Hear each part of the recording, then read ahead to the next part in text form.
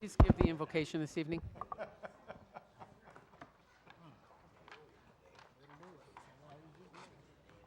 Good evening. In Jeremiah 29:7, the word says, "And seek peace of the city where I have caused you to be carried away captive, and pray to the Lord for it. For in its peace, you will have peace." So we're all here for a purpose, and we've all been, if we're here tonight or we're watching tonight, we've all been called to this city in some way. So it's our job to be praying for this city.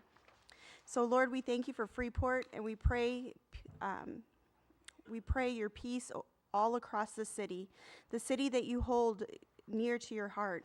Jeremiah 29:11 says, "For I know the plans I have for you, declares the Lord, plans to prosper you and not harm you, plans to give you hope and a future." So Lord, we thank you for the plans that you have for this city of Freeport according to your will and not our own. We thank you that you want to prosper Freeport. Lord, wherever there is confusion or lack, we ask that you cover it with your godly wisdom.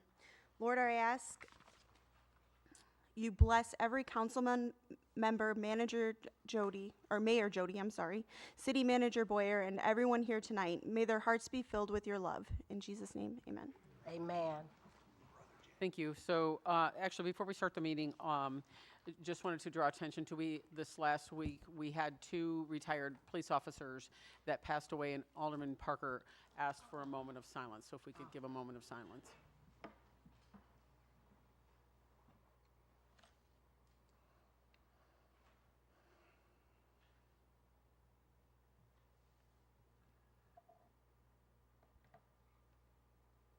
Thank you. So we'll officially call this meeting to order. Madam Clerk, could you please take the roll? Mayor Miller. Here. Alderpersons Clem. Here. Monroe. Here. Simmons is absent. Parker. Here. Stacy. Here. Shadle. Here. Sanders. Here. And Sellers. Here. Alderman Shadle.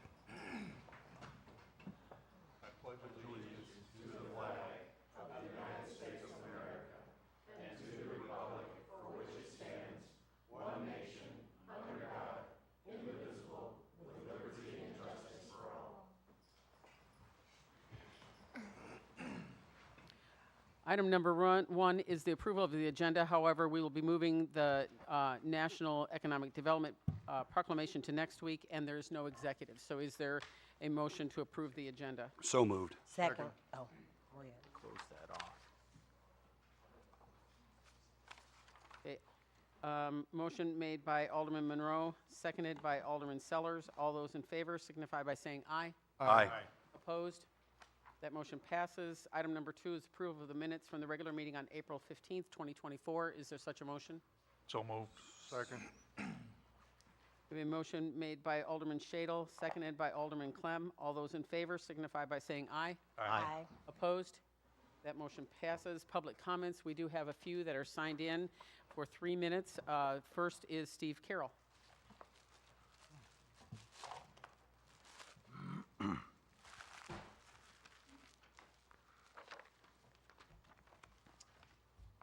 Okay, this is concerning the expansion of the ShotSpotter system.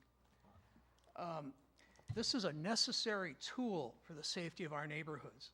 Can it distinguish between gunfire and fireworks? I don't think so, but at a distance, who can tell, and how many people that are calling the PD are even going to know the difference?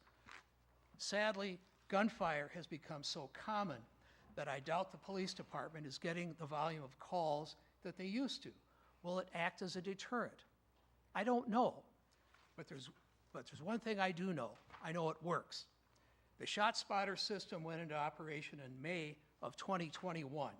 On June 24th, 2021, at 6:45 p.m., there were 8 to 10 gunshots in front of my house. They weren't fireworks, because when it's in front of your house, you do know the difference. There were empty shell casings on the sidewalk in front of my house, going all the way across the street. The police response was rapid, and I asked one of the officers if ShotSpotter had picked it up, and I was told it had. I firmly believe that's why the response was so fast. Unfortunately, this is not the first time I've had gunfire in front of my house, but it's the first time I didn't have to call it in. The enhanced response will also bring first responders rapidly to the scene, possibly saving lives. The city of Rockford has 6 square miles of ShotSpotter, and they're pleased with it. Unfortunately, the city of Chicago has dismantled their ShotSpotter system, and I've read the reasons for it, and it makes no sense whatsoever. Perhaps they've grown comfortable with the carnage on their streets. Let's not be Chicago. Let's expand our existing ShotSpotter system. For about the last year and a half, there has been a rather raging debate about our streets. Okay, I get it. We need that same debate and dialogue about our neighborhoods that are dying very violent deaths. I'm not kidding. It's all around where I'm at. I don't get too concerned about the streets. I worry about the people dying in them. So let's get a dialogue going. It's needed. Thanks. Thank you.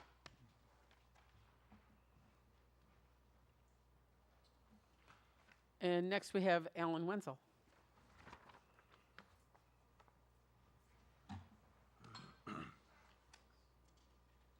My name is Alan Wenzel, and I've been a resident of Freeport and the Freeport area since 1974. And I'm here tonight speaking in support of the proposed changes in the ordinances for the City of Freeport alcohol sales that would create separate license classes for community theater and movie theaters. My specific interest is in the Lindo Theater request. I've had a long association with the Lindo Theater and Classic Cinemas. As a matter of fact, my colleague Ed Finch and I co-hosted several Spencer Tracy film festivals at the Lindo Theater. And for the past 15 years, Ed and I have hosted once a month a classic film series. And so we've gotten to know the management and staff at not only the Lindo, but the Classic Cinemas very well. One of the things that I have to recognize early on is that this theater is a really unique asset for a community our size. You're going to be hard-pressed to go anywhere in the United States and find a city of 25,000 people to have a 9-screen theater in its downtown. The main reason for that is that Willis and Shirley Johnson, the original owners and creators of the Classic Cinema theater chain, had a real love for downtown vintage theaters. And when they bought the Freeport Theater, they began to put hundreds of thousands of dollars into that theater to make it a very popular place, and it is. According to data from the Greater Freeport Partnership, and they use surveys that they take every year to ask people, why do you come to downtown Freeport? The top 2 always are, number 1 reason always is, I come downtown Freeport to the post office, and number 2 is always the Lindo Theater. Cell phone tracking data, April 1st of 2023 and March 31st of 2024, over 180,000 visits were made to the Lindo Theater by 73,000 people, 12,000 of whom were from the zip codes of Monroe, Wisconsin. This is a community asset that we kind of take for granted, but if it weren't here, we'd notice pretty quickly. I think that, and not only is the Lindo Theater a popular destination, they've been a good partner for Freeport. They've been involved with the Downtown Business Association. Willis and Shirley hardly ever missed a meeting. They were instrumental in helping the city redefine and redevelop and rebuild the Chicago Avenue corridor from the post office down to the Wagner House. They're a good city partner and need to be recognized as that, certainly. So where am I with all of this? The Lindo Theater has made a reasonable request to add liquor sales to their concessions in a very limited way. And I have to commend the council and the Liquor Commission for responding with some restrictions and some guidelines that will very definitely guide how that ordinance will be used and played out by the Lindo Theater. Alan, your 3 minutes is far exceeded. Can you just say if you are for this or against it? I'm for it. Okay. I'm for it. And I know that the Classic Cinema folks will be responsible in carrying out that ordinance. Thank you for your time, and thanks for your support in advance. Thank you. And we have a couple that are not on agenda items, so they'll save to the end. And then we have Tori Johnson.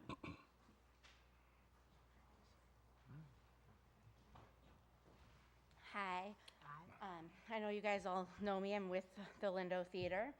I'm not gonna come up here and kind of say everything I've already said. You guys know why I feel the theater needs the liquor license, or really I should say we need the code so we can get the license. But I did want to just thank you guys for taking the time, at these meetings. I know I gave you a lot of information to take with you and read. And I know some of you are having an easier time with it than others. And all I ask tonight is when you get to that agenda item, if there's still any questions, confusion, speculations, I'm in the audience.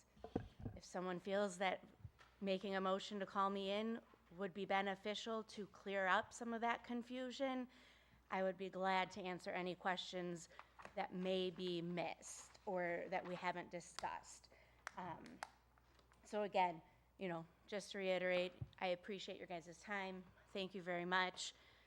We are just trying to continue with the guests we have, meeting the needs they want, and hopefully maybe appealing to another group to bring more people to Freeport. Thank you. Thank you. That concludes public comment. So we will move on to the consent agenda. The consent agenda is considered to be routine in nature and acted as one motion unless there's a member of the council who would like to have something removed for further discussion. Seeing none, the consent agenda consists of approving to receive and place on file the Board of Fire and Police Commission minutes from March 5th and 26th, 2024, the reports for April 2024 from the Greater Freeport Partnership, the Police Department report, and the Building Permit report. Also is the adoption of Resolution 2024-52, which is the resolution to request temporary street closures for the Tutty Baker Fest Parade, and the proclamation for May as the National Town, Cities, and Village Month, and the approval of the finance bills payable in the total of $1,309,421.29, and payroll for pay period ending April 20th, 2024, in the total of $620,656.25, and also for February and March 2024 for the finance reports and the cash and investment reports.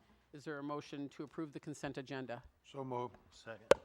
We have a motion made by Alderman Clem, seconded by Alderman Parker. Madam Clerk, could you please take the roll? Shadle, Aye. Sanders, Aye. Sellers, Aye. Clem, Aye. Monroe, Aye. Parker, Aye. and Stacy. Aye. The motion passes 7-0.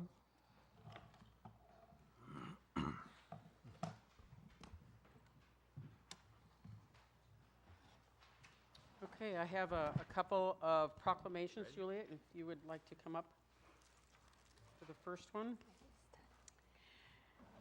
So the proclamation on behalf of the city of Freeport is whereas migratory birds are some of the most beautiful and easily observed wildlife that share our community, and whereas these migrant species also play an important economic role in our community, controlling insect pests and generating millions of recreational dollars statewide, and whereas migratory birds and their habitats are declining throughout the Americas, facing a growing number of threats, whereas public awareness and concern are crucial components of migratory bird conservation, and whereas citizens enthusiastic about birds, informed about the threats they face, and empowered to help address these threats can directly contribute to maintaining healthy bird populations.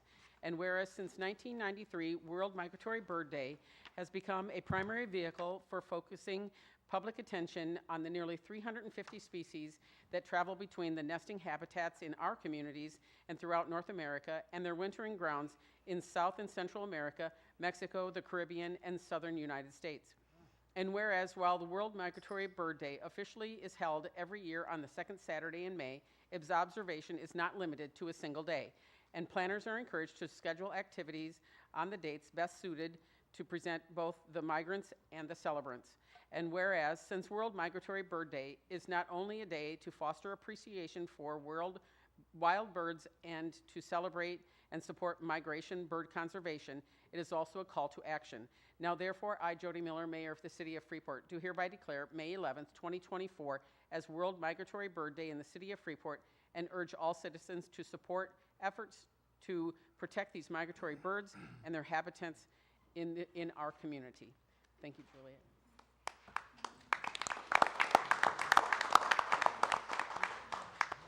Thank you, Mayor Miller.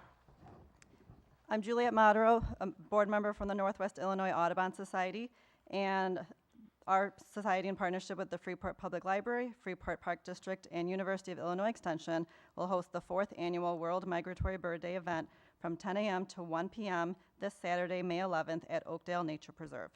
The theme for this year's event is Protect Insects, Protect Birds, which is a global theme determined by the organization Environment for the Americas. This year, we are focused on spreading the message that insects are vital to bird conservation. Insects are sources of energy for migratory bird species throughout their extensive journeys.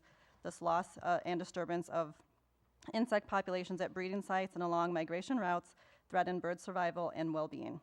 To help conserve birds, reducing the use of pesticides and fertilizers is important. Maintaining natural vegetation, such as forest and grasslands, can support insect populations and the birds that rely on them for food. This is a rain or shine event with the use of the Oakdale Pavilion and the various trails, including the accessible trail. The entire event is free and open to the public. Audubon members and Park District staff will lead hourly hikes at 10, 11, and 12 p.m. to birdwatch and look for insects. We will also have a cicada talk around 10:30 a.m. to discuss the major cicada emergence that is happening next week or so. There will be an obstacle course and stations with educational games and crafts. There will be giveaways to all participants while supplies last. As part of the resolution passed by the City Council in 2021, a World Migratory Bird Day event is required as part of maintaining the state recognition of Bird City, Illinois that Freeport currently holds. Freeport is up for renewal in 2025, so to maintain that status, we will be working on this application process with the city before the end of 2024. We thank the city for their support in the celebration and conservation of birds. Thank you.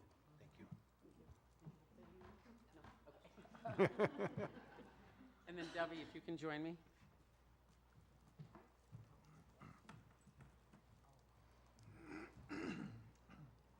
So on behalf of the City of Freeport, the proclamation for you. Whereas the Office of Professional Municipal Clerks, a time-honored and vital part of local government, exists throughout the world, and whereas the Office of Professional Municipal Clerk is the oldest among public servants.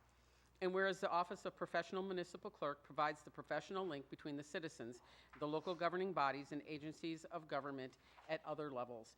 And whereas Professional Municipal Clerks has pledged to be ever mindful of their neutrality and impartiality, rendering equal service to all.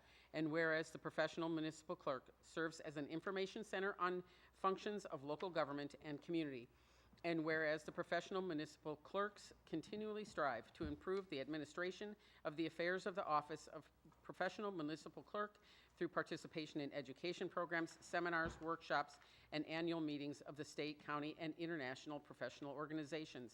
And whereas the most appropriate that we recognize the accomplishments of the Office of Professional Municipal Clerk. Now therefore, I, Jody Miller, 11th, 2024, as Professional Municipal Clerks Week in the City of Freeport. Thank you, Dovey.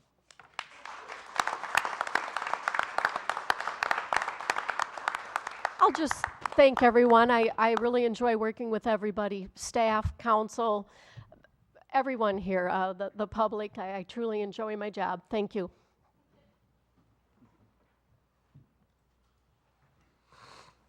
And then next is a recognition of service by Manager Boyer.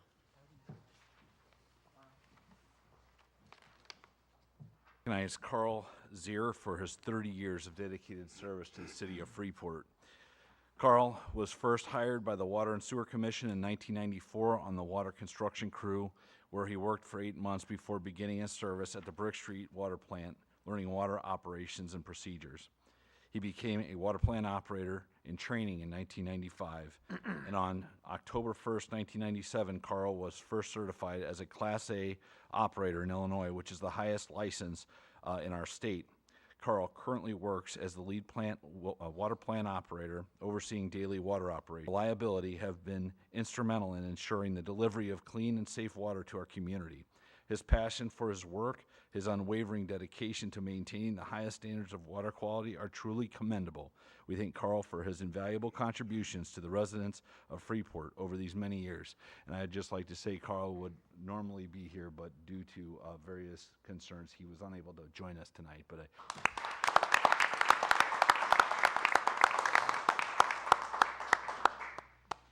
Item number 7, there are 4 appointments. Madam Clerk, could you please read those? Al Evon to the Library Board, effective through the unexpired term of May 31, 2025, and automatically reappointed to a full term expiring May 31, 2028. Darren Stiegel to the Building Commission for a full term expiring April 30th, 2028. Ben Fritz as Mayor's designee to the Building Commission, effective through April 30th, 2025, and automatically reappointed to a full term expiring April 30th, 2029. Clay Cunningham to the Freeport Housing Authority, effective through the unexpired term of October 31, 2027. Is there a motion to approve? So moved. Second. We have a motion made by Alderman, Madam Clerk, would you please take the roll? Oh, Alderman Monroe. Yes, thank you, Madam Mayor. Question relating to Darren Stiegel and the Building Commission. Are there any, and this can be from whoever, any concerns about his serving currently as a Public Works Director as well as serving on the Building Commission at the same time? Well, the Building Commission is kind of a unique commission. Every single spot has to have a specific qualification, and it's hard to find someone that's willing to serve for several, just Darren, but he has all of those that come with him of any knowledge that might need to be needed for something specific. Right, and just a quick follow-up. The only reason I ask is there's, under subsection 1440-05, there's a conflict of interest for the inspectors, but there was nothing that was put in for the positions on the actual Building Commission, and that's why I was asking that question. Can I say something here? I'd also like to add that the building code is not related to what Public Works would be doing in the right-of-way, civil engineering type plan. So the Building Commission is going to be looking at the building code. So if you have a home and you're going to redo your plumbing, and currently we're talking about bringing our code, which is the ICC building code book from the 2012 to the 2018 standards, and that's dealing with somebody in their house is going to be, hey, what code would I have to follow for this plumbing stack, or the electrical inspections. And so that set of rules is different than what he's going to be doing day to day as a Public Works, the Public Works manager who's looking at, the size of the water pipe necessary to supply water to this house. Is it a looped water system? So they are different rules with different applications. Right, and the main reason I had that concern or the question is we've had a lot of issues with sidewalks, curbs, water lines into homes, those sewer lines, all of that type of stuff. And I just was wanting to make sure that there wasn't a conflict of interest in asking the question, at least out loud. Do you want to weigh in on that? I think I would concur with Wayne that the two positions, the two functions of the two positions are different there. So in his capacity as a Public Work Director, I think he's dealing with different topics compared to as when he's serving on the Building Commission. Okay, awesome. Thank you very much. Madam Clerk, could you please take the roll?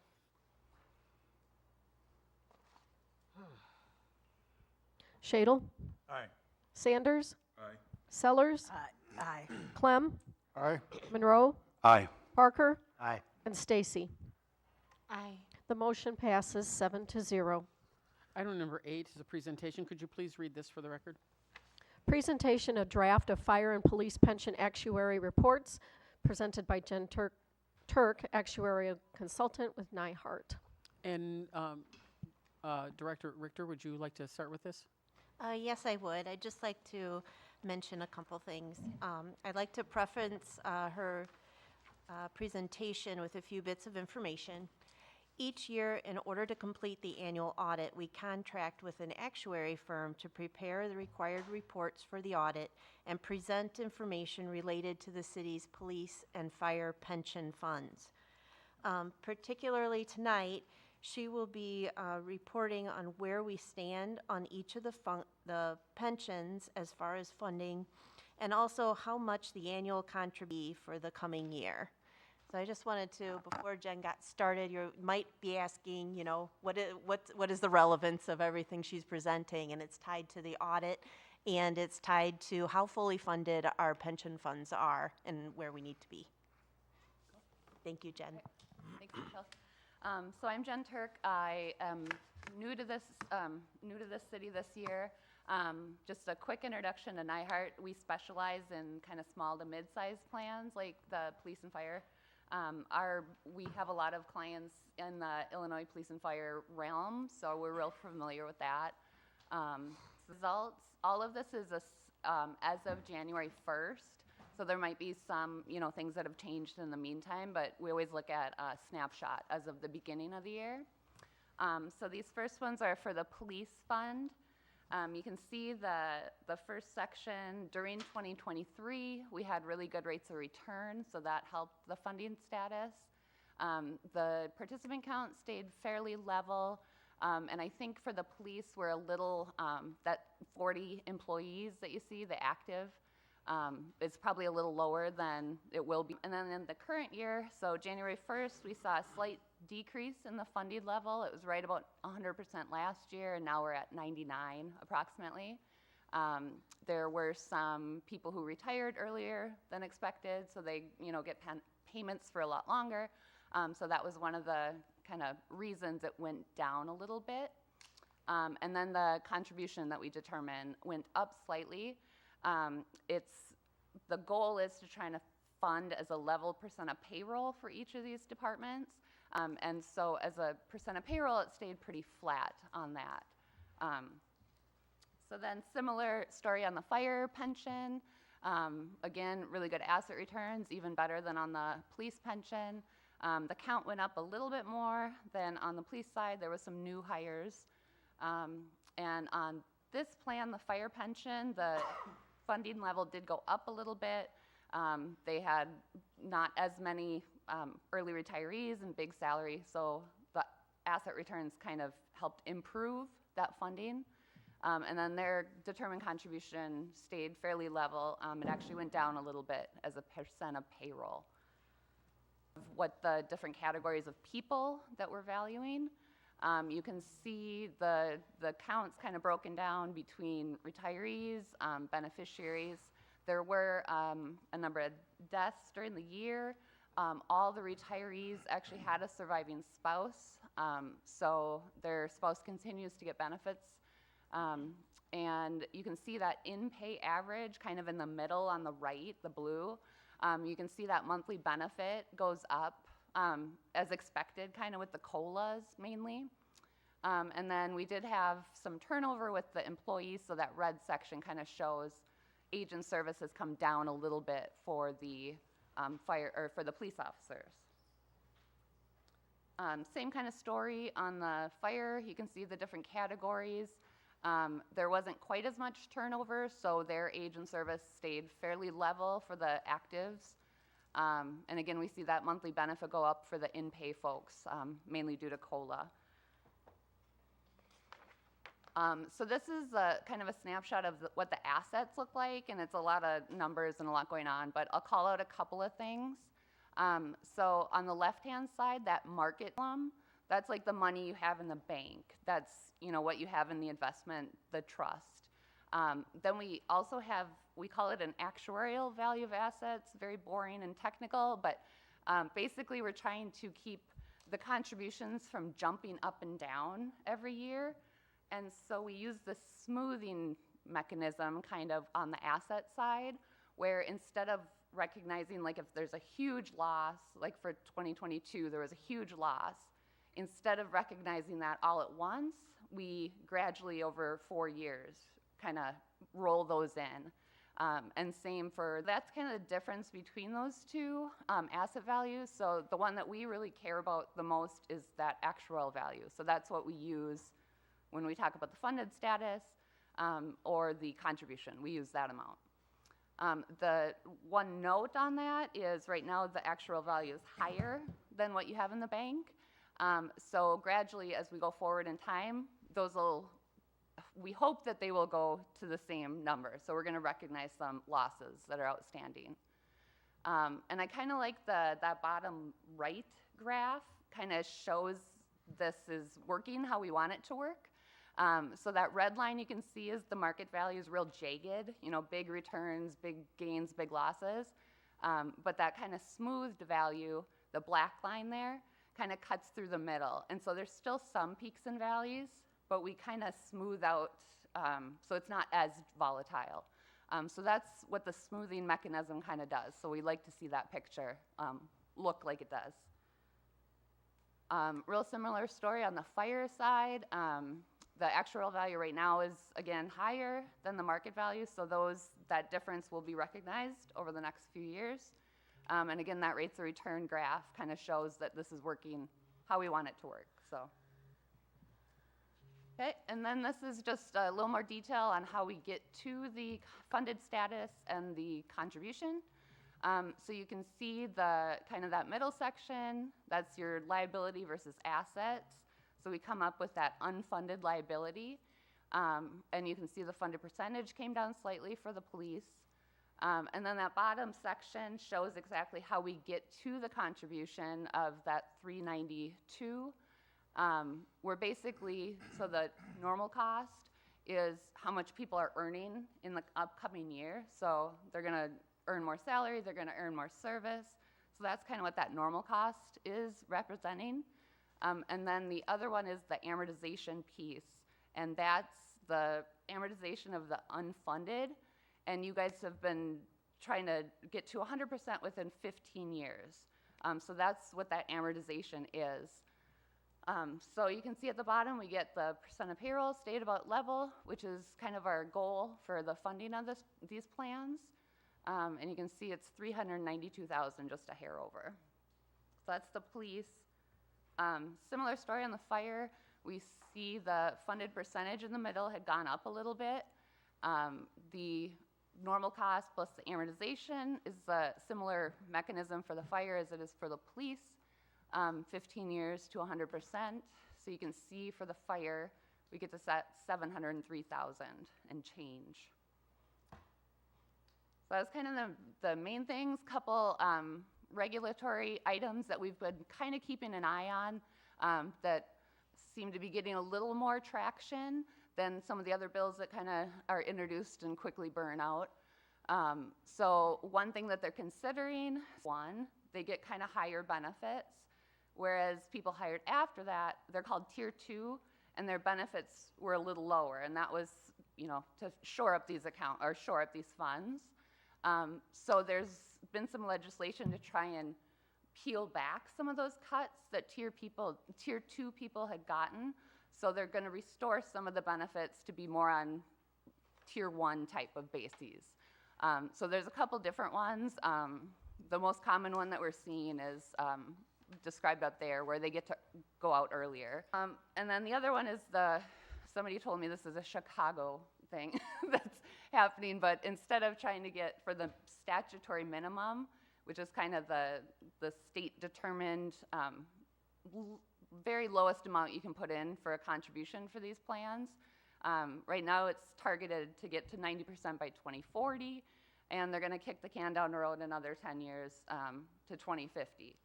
But you guys are funding at a higher level than that. So that shouldn't concern you too much, that one, but that first one could increase some costs if they go through with it.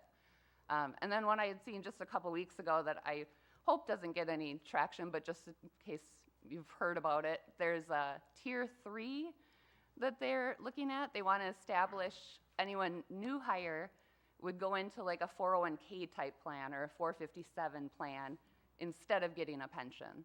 So we don't think that one will get traction, but just wanted to throw it out there in case it comes up. Then you'll be in the know. So my legalese that I have to put in. No, this is kind of quick. Any questions? Good. Okay. Thanks, guys. Okay. Close it, or- Thank you for your presentation. You weren't looking for this to go anywhere, it was just No, the- just information. the information? Okay, thank you. We move on to item number 9, which is the second reading of ordinance 2024-19. Could you please read this? Ordinance amending Chapter 806, adding theater classifications. Thank you. Director Duckman. Thank you, Madam Mayor. So this second reading, nothing has changed from the first reading. Just give a quick overview here. Classic Cinemas has approached the city concerning the possibility of allowing the service of alcohol in its Lindo Theater location. Commission has heard this request, and on March 14, 2024, The attached revisions to both Chapter 608 and 806 were approved, and they are for presentation for the City Council. They received a unanimous vote at the Liquor Commission. So I'm going to open it up to questions here and open the floor here, and if there's any questions, just let me know.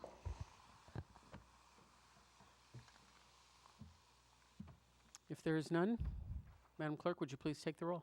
Shadle, Aye. Sanders, No. Sellers, Aye. Clem, Aye. Monroe, Aye. Simmons is absent, Parker, Aye. and Stacy. No. The ordinance passes 5-2. Thank you. And item number 10 is the second reading of ordinance 2024-20. Could you please read this? Ordinance amending various provisions of Chapter 864 solicitors of the codified ordinances, including increasing costs to obtain a solicitation permit. Chief Schenberger. The Freeport Police Department currently charges $51.25 for individuals to solicit within the city of Freeport. This amount has made it easy for solicitors to apply for permits. The amount charged by the city is by far the lowest amount when compared to other municipalities. For an individual to solicit within the city of Freeport, they need to complete a registration for solicitation and pay the $51.25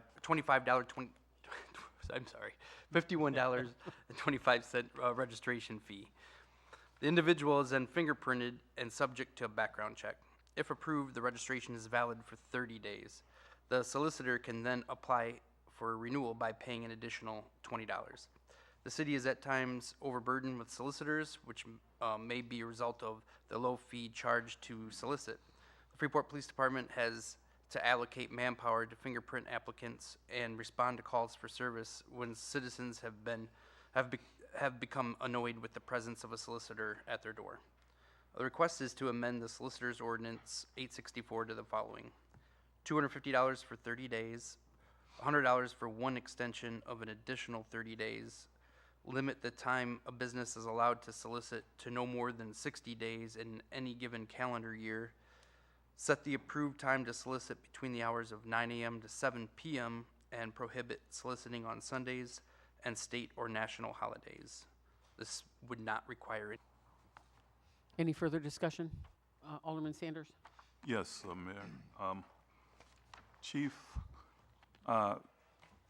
defining what the solicitations are, do we have a list of prohibited types of, or not prohibited solicitations that are not permitted, to give people the right of way to come and get a license to solicit? Does the definition of the solicitation go down a loop or something that gives them permission to address any kind of solicitation at anybody's home or business or whatever the case is?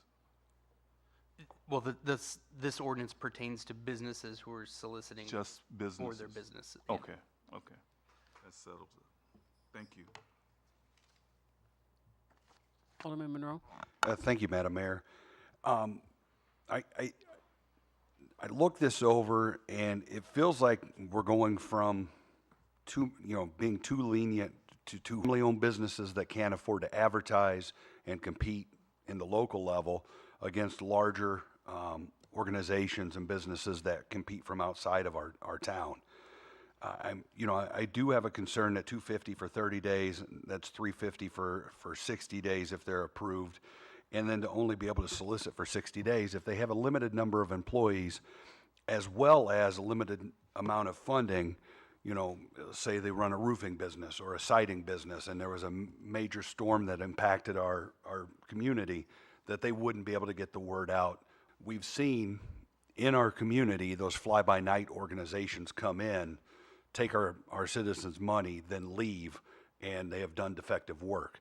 So I do have concerns based on the amount and the limitations that we've placed here. And, I think we've gone a little bit higher than we probably needed to go. It's just, I'm adding my 2 cents there, but, I guess my question would be, what communities have we compared to around us, you know, on what the rates should be or what other communities are doing? At the March Cow, I had comparables. I don't have them with me, but I presented them at the March Cow, and Okay, I forgot, sorry. yeah, and they're actually the numbers we set from what I recall are lower than what the other municipalities that I compared them to. Alderman Sellers? Yes, I would just like to say that 7 o'clock is a kind of I'm sorry, the April late, Cow. you know, having the time. 7 o'clock is kind of late for me, for someone knocking at my door trying to, you know, solicit anything. So I just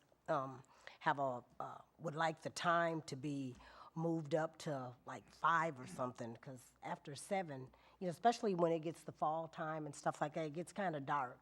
And if you know, if you're home alone or whatever, that kind of can, you know, scare you if you're a single person or, you know, even kids at home. So mine is just the time. I would like the time raised up a little bit. Alderman Clem? 2 questions, Chief, if I could. Just to follow up on James here, do we have many or any small solicitors that come around anymore?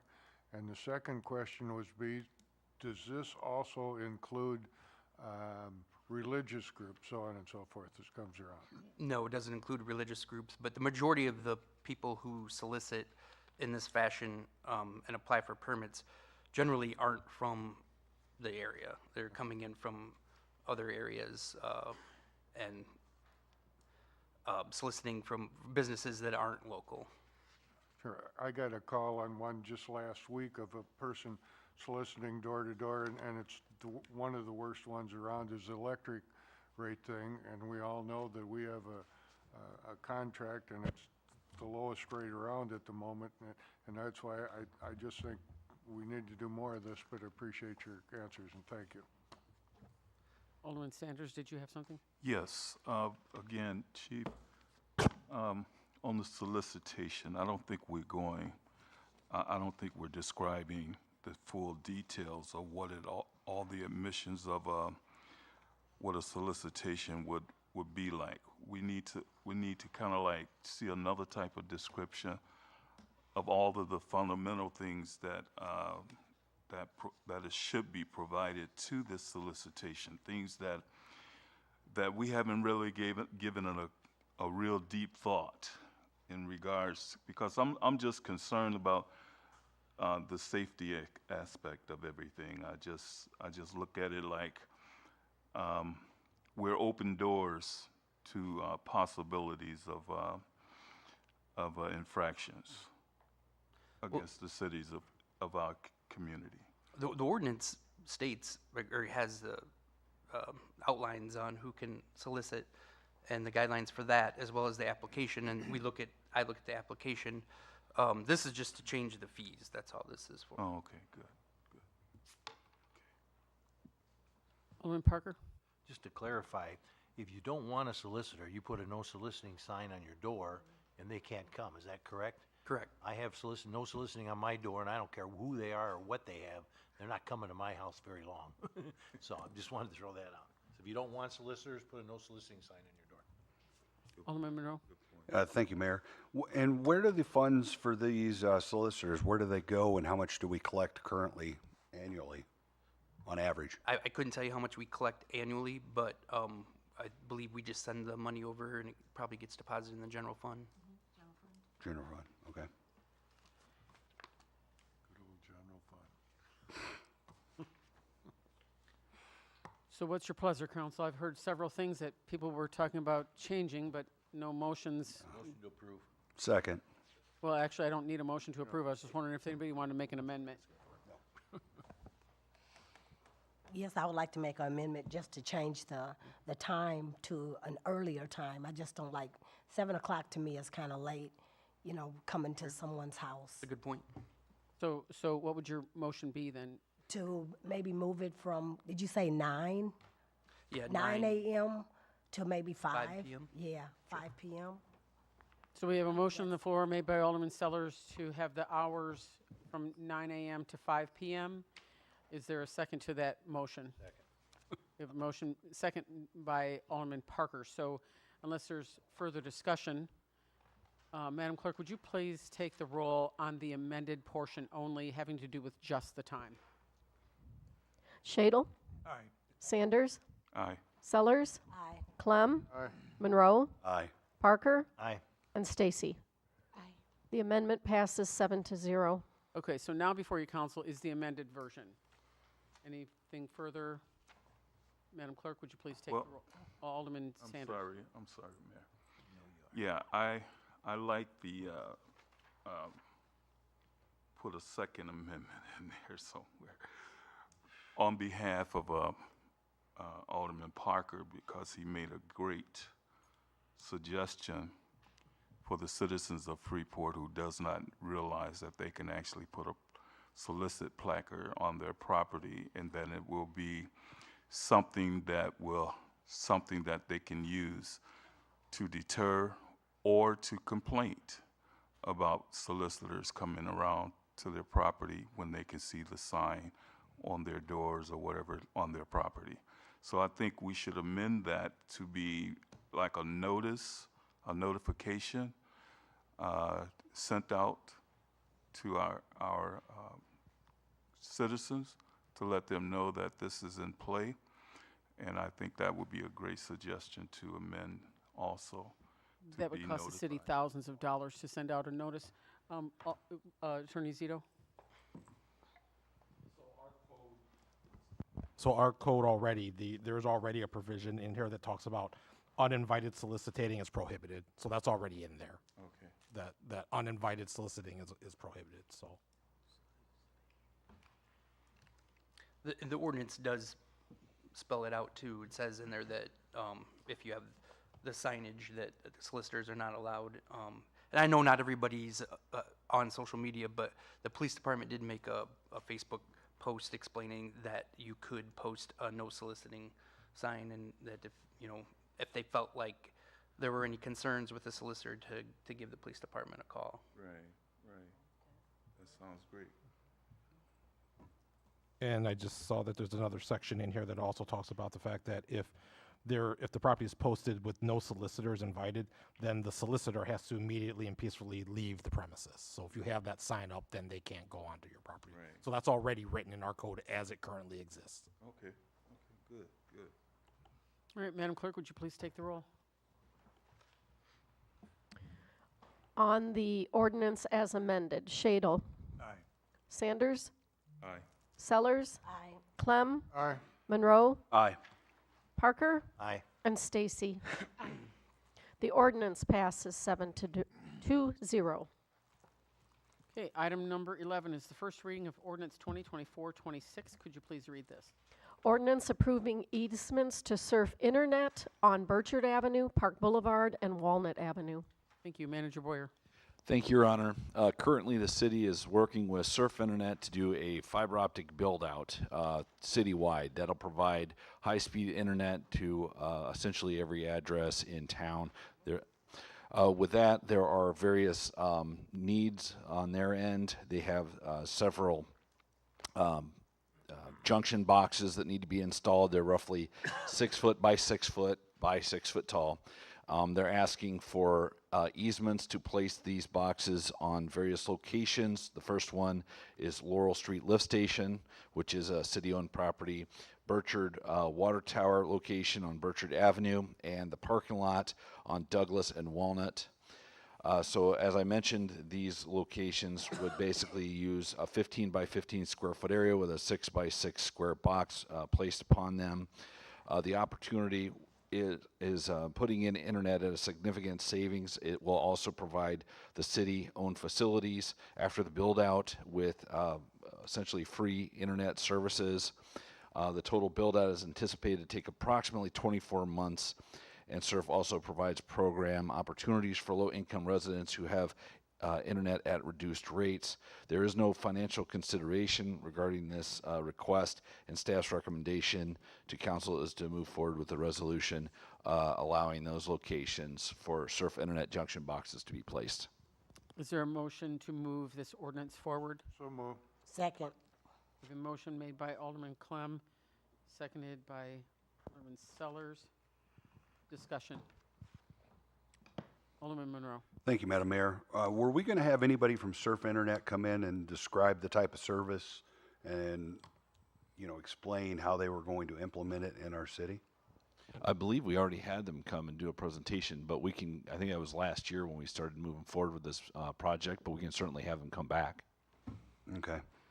Follow up? Mayor Miller? Yeah, Darren, go ahead. I've been working with SURF over the last 6 months doing permitting, and they are working on their build-outs now.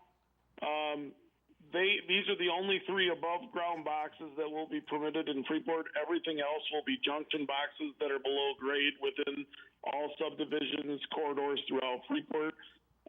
They're excited, and right now they're probably, with our research, half the price of our other internet providers in town.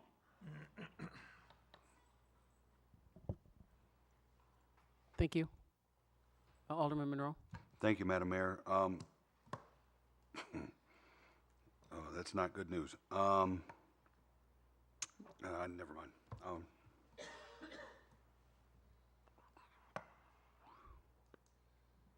If there's no further discussion, Alderman Stacey. How were these streets determined and why? Could you clarify that question? So one of the boxes is going to be at Berkshire Avenue? Yes, that will be at the city water tower. These are city-owned properties where we can set these junction boxes and provide easements so that they can do that. Okay, so Park Boulevard, It's Park Boulevard and Laurel. So that's at the Park Lift Station. that's the what? Park Boulevard in Lynn is where the Lynn Lift Station is located. It would be on city property there. Park Boulevard and Laurel? Yes. Okay, you keep saying Lynn. I didn't mean to say Lynn, sorry. And Walnut and Douglas. Yes. It would take up one parking spot in the city parking lot. And this is going to do what for the city of Freeport? These are necessary junction boxes so we can do a fiber optic build out so that we'll have a high-speed internet delivered to all houses.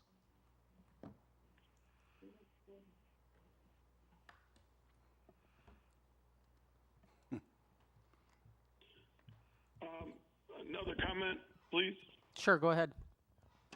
So the significant piece for the city of Freeport is we will get 21 locations that will have fiber internet to them that the city owns now, including our lift stations, our water plants, the library, city hall. So this will have a significant savings to the city of Freeport over the course of the year in internet fees and services. It will also upgrade our utility to having fiber optic instead of cellular communications. At what cost? She's asking at what cost? The answer to that is there is no cost to the city. Like many utilities, they provide us utilities at no cost. In this particular case, they're simply asking for 3 locations they can install their equipment. Alderman Sanders. Yeah, at the request of the easements, how was it surveyed and where are they designated on? Are they designated on the resident's property or the right-of-way of their property? And then not only that, concern is, you're going to do a depth study on people's property as far as their utilities is concerned and what the depth is that they're going to be submitting or inserting this box or these boxes in the fiber optic, because Freeport had a serious problem one time with fiber optics. When you have excavators who don't know how to find the fiber optic line whenever they're doing a dig or a Julie or whatever the case is, the consequences of that can be very, very risky and high. But however, Alderman Sanders, these are nothing to do with residential. There are 3 lots the city owns, 3 pieces of property the city owns. Nothing to do with residents. Nothing to do with residents? No. Okay, so we're providing, so the city is providing the easements then? Okay, got you. Yes, sir. Alderman Monroe, did you have your hand up? I do, Madam Mayor, thank you. I guess, I hate to do this on the floor, but, the conversation that we've had about, and both of you know that I'm not happy with Comcast. I feel like I'm robbed every month. I know a lot of citizens in the city of Freeport, when your cable and internet bill is higher than your gas, electric, and it's pretty bad. But these guys are slightly better rated than the tax collector. So I'm very concerned that we are giving these easements up and we're locking in with one provider instead of having additional providers that would come in at the same time. Because I do agree, even if it's bad, and I've tried all of them in town, Frontier, Comcast, on and on and on, and it's painful. There really isn't a great solution that works consistently, and I think competition will drive improved service for everybody in the city of Freeport, and more cost-effective internet will help those that need the help most. I'm able to afford that bill every month, even though I hate paying it, but I think what their pricing structure looks like, it is a step in the right direction, but I want to make sure that we're not getting into bed with just one provider and that we're going to offer options and solutions that help everybody in the city of Freeport get a better, more reliable, and more affordable service across the board. Madam Mayor, can I answer that question? Sure, go ahead. Yeah, just let everybody know there is a provider that's in town already that is already looking to go to fiber internet service. Frontier has already gave us an outlay of plans to go fiber throughout Freeport, and we also have another company that's looking as well. All of the surf internet gear and relations will all be installed in the public right-of-way. It's a build-out in the right-of-way only, and we've dictated their depths and separations from water and sewer to ensure that there won't be issues during the installations. Alderman Sellers? No, I was going to ask, I know we do have Frontier here, and I know in some areas, Frontier, people can't get Frontier because of the areas. This won't be the same type of problem where, certain areas can't get the internet because it's not strong enough or whatever. Everybody in the whole city would be able to get this, correct? Yes, that is true. Alderman Stacy? So are we limiting or limited Comcast? We're Xing them out? No, Comcast is still in place, so they're still operating. So how will households have access to free internet? It won't be free. They won't. This is not free for households. There's an additional service provider, Surf Internet, that's building out a fiber optic network in the city of Freeport, and it will compete against Frontier and Comcast, and it will create the most efficient prices for the end user. And so what is this costing us to switch to Eastman? It doesn't cost the city anything. As far as signing up for it, I don't know off the top of my head what their rates are, but they're very competitive. Darren, if you recall what their rates are, let me know.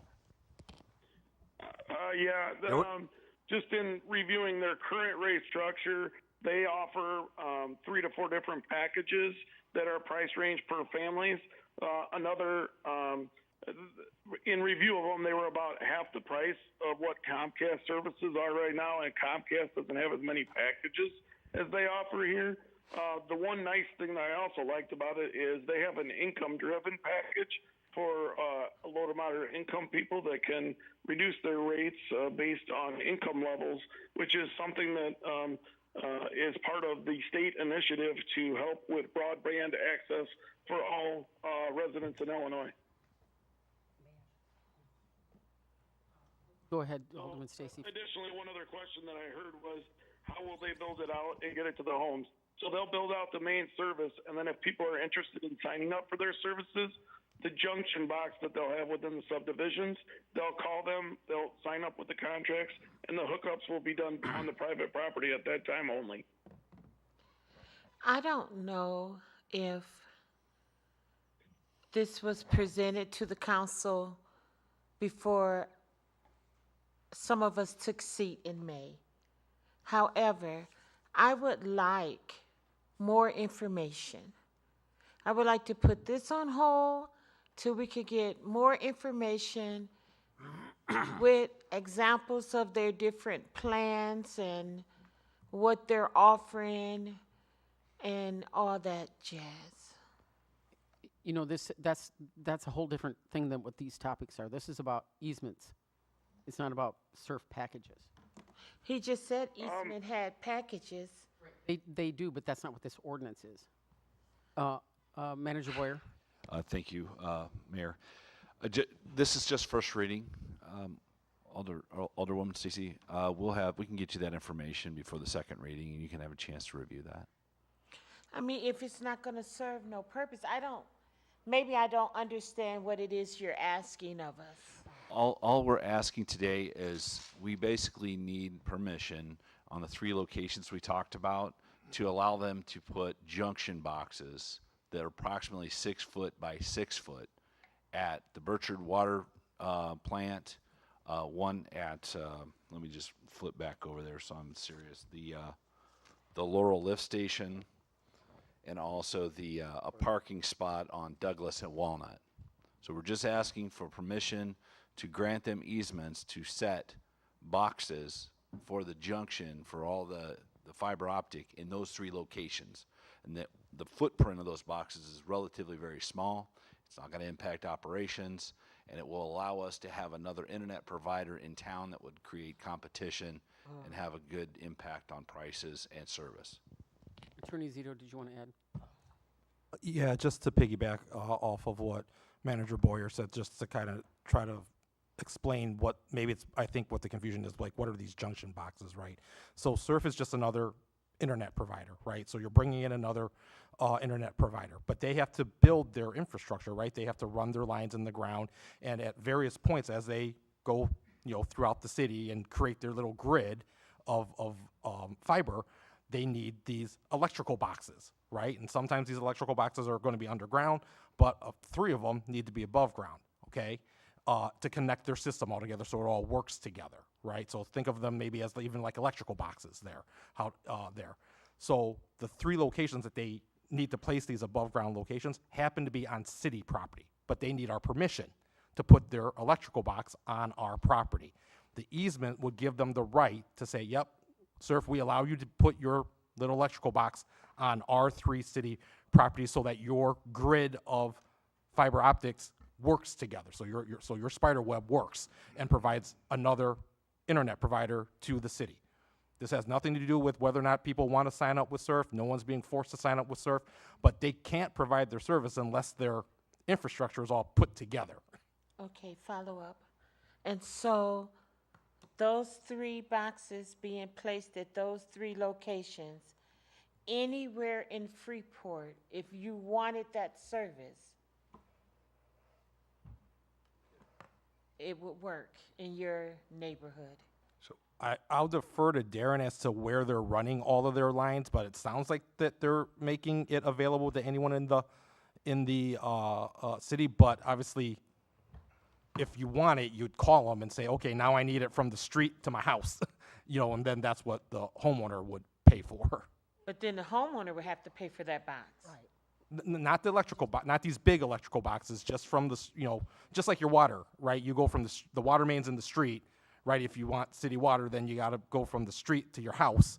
That's your private connection, just like with your, for the internet or your phone line now, goes from the street to your house. That's you buying your service, right? That's what you pay for, and then you pay your monthly service fee. Okay, but I feel like if the city is going to have 3 boxes put in, then it should service the city no matter where you live.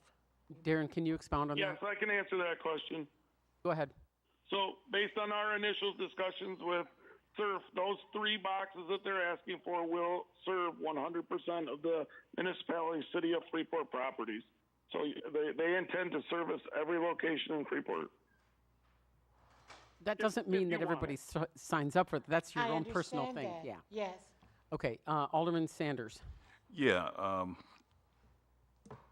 here it goes back to the easement again. Even if you are putting those 3 boxes in, you still have to have an easement in front of the residential houses in order to make any kind of connections. And that's what I was trying to say in the beginning. To even route fiber optic throughout the city, to make any kind of encroachment to property owners, you have to be dug 6 feet or less. I don't know. I heard you say 6 feet. But yet you still have to run that fiber optic in front of their homes in order to service that home or property with that. So no matter how you look at it, you still got to run fiber optics throughout the city. Attorney Zito? In order for that to happen. And Alderman Sanders, I believe Darren had indicated that, so when they're running the fiber to get there, they're gonna run it all in city right away. Okay, so the network's gonna be there. That's what I said earlier. Right, it's gonna be in the city right away, and they've dictated in the plans how deep it has to be, how far away it has to be from water, sewer lines, all of that. Now, if a homeowner, right, so the fiber's running down the road in our city right away, if a particular homeowner now says, hey, I'd like surf internet, well, obviously they're gonna give the surf permission to say, okay, now you can run the surf line on my, to my house there, Now, so. Excuse me, that comes with another problem. And you're not talking about the fact that if you're gonna dig 6 feet down in the ground, you might be below or above utility. And now we gotta do all this other kind of survey for property owners in order for them to make sure that you're not tampering with their utilities, like water, sewer, or gas, or lights, or whatever. You gotta make sure that that doesn't happen. How do we supposed to go about doing that? That's my question. Manager Boyer? I'd just like to address that. Actually, I believe it's about 18 inches. So that's as deep as they go. Oh, okay. And when we do build outs, we do a Julie and we do utility locates.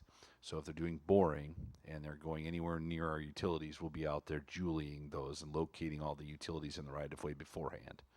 So the depth is not one of a concern because it's above most utilities. And all digs are Julied, no matter what. Well, that was my main concern. That's the reason why I brought that up, because we are not going to let a company come in here and just start excavating through an easement in front of the residents' homes without doing the proper survey for that. No. Yeah. Alderman Clem? Yes, I just wanted to add that basically after these are installed, there's nothing different going to be done to the household other than what Comcast, Frontier, Arrow, or anybody else does. Once they have their system installed, it's up to them to get it to your house, and you give them permission to do that. So they aren't doing anything anybody else isn't doing. Madam Mayor, Go ahead. we also have requested a bond on this company per area, so they will give us a blanket bond for each area as they build out their system. We will go ahead and approve or deny per section, and we'll also do follow-up inspections to make sure that the right-of-way is cleaned up and restored to original conditions as part of the build-out requirements. Exactly what Manager Boyer said is all the utilities are being located, and we're assuring that they are moving away from our utilities and or the homeowners' utilities, and they will be responsible for all repairs and or damages that they cause during their build-out. Thank you. If there's no further discussion, we have a motion on the floor, so we'll move that to the next reading. Item number 12 is the adoption of Resolution 2024-53. Madam Clerk, could you please read this? Resolution approving Sound Thinking, first known as ShotSpotter, for gunfire detection equipment and software expansion of coverage area. Chief Schenberger. The Freeport Police Department has been utilizing Sound Thinking, formerly ShotSpotter, since May 10th, 2021 to detect and report incidents of shots fired within the city of Freeport. Sound Thinking has enabled officers of the Freeport Police Department to respond to and investigate shots fired incidents more effectively and efficiently. Prior to implementing sound thinking, the Freeport Police Department relied on the public to report shots fired incidents and on the officers patrolling the city to hear gunshots being fired. The officers then had to try and find out where the incident occurred based on the calls reported to the police department and their own observations. This led to more time being spent trying to locate a crime scene. At times, the actual scene was not located, leaving behind critical physical evidence. Sound thinking has been a successful tool for the Freeport Police Department. Sound thinking has allowed the Freeport Police Department to quickly and accurately respond to shots fired incidents within the established coverage area. This has led to the seizure of firearms, discovery of physical evidence, suspects, and most importantly, getting to the actual crime scene to assist victims and interview witnesses. Doubling the coverage of sound thinking will allow the officers of the Freeport Police Department to be more effective combating gun violence. In December of 2020, the City of Freeport entered into a 3-year term with sound thinking to implement the initial coverage area for a cost of $49,500 a year. The cost of doubling sound thinking coverage will be an additional $49,500 a year for a 3-year term. This includes all the hardware and manpower needed for the expansion. The total cost to double the sound thinking coverage will be $99,000 a year. For funding, to convert the $50,000 in the capital budget allocated to the drone to expanding the sound thinking coverage for $49,500 a year. Is there a motion to adopt? So move. Second. We have a motion made by Alderman Clem, seconded by Alderman Sellers. Is there discussion? Alderman Stacy? You said this would double the area currently that, Yes. Double the coverage. and it's 49,000 for 3 years It's term? it's a 3-year term at $49,500 a year. And just as a side note, because of the size of our municipality, we're getting at a reduced rate. They will give us 2 coverage areas for that cost. If we were like the size of Rockford, it would cost us $75,000 for the same area with a $10,000 implementation fee. So, Alderman Monroe? I would like to commend the chief and the city manager for making the change. I thought the drone at first was a good idea, but then the more I thought about it, it was a horrible idea. And I think this will definitely speed up the response times to some of the shootings that we've had as of recent. You know, I would like to have a third one, but I know financially it's hard to go that far. And some of the areas that I would like to see done, covered, are not going to be covered in this implementation either. But I think this is a step in the right direction. I think it's the best use of our manpower. And I applaud you both for coming to the table with something that I think works much, much better. Alderman Sellers? Yes, I also want to say that I think it's a great idea, especially with the summer months coming and, you know, all that.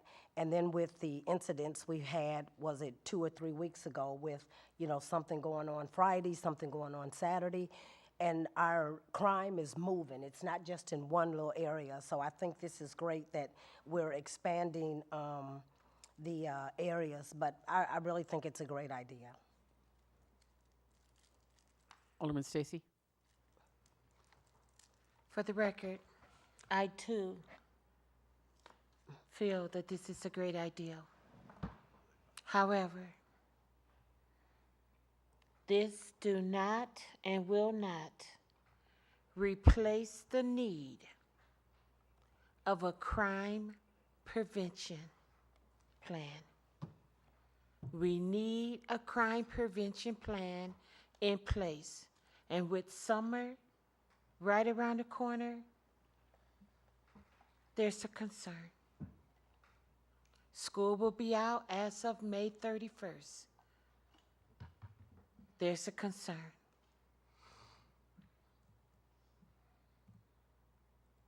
Now, I know we were supposed to be doing something through United Way. I don't know what that something was, but it didn't happen. And I've been informed that there isn't even no meetings going on right now until August. that's a concern. Because Lord knows what will happen during June and July.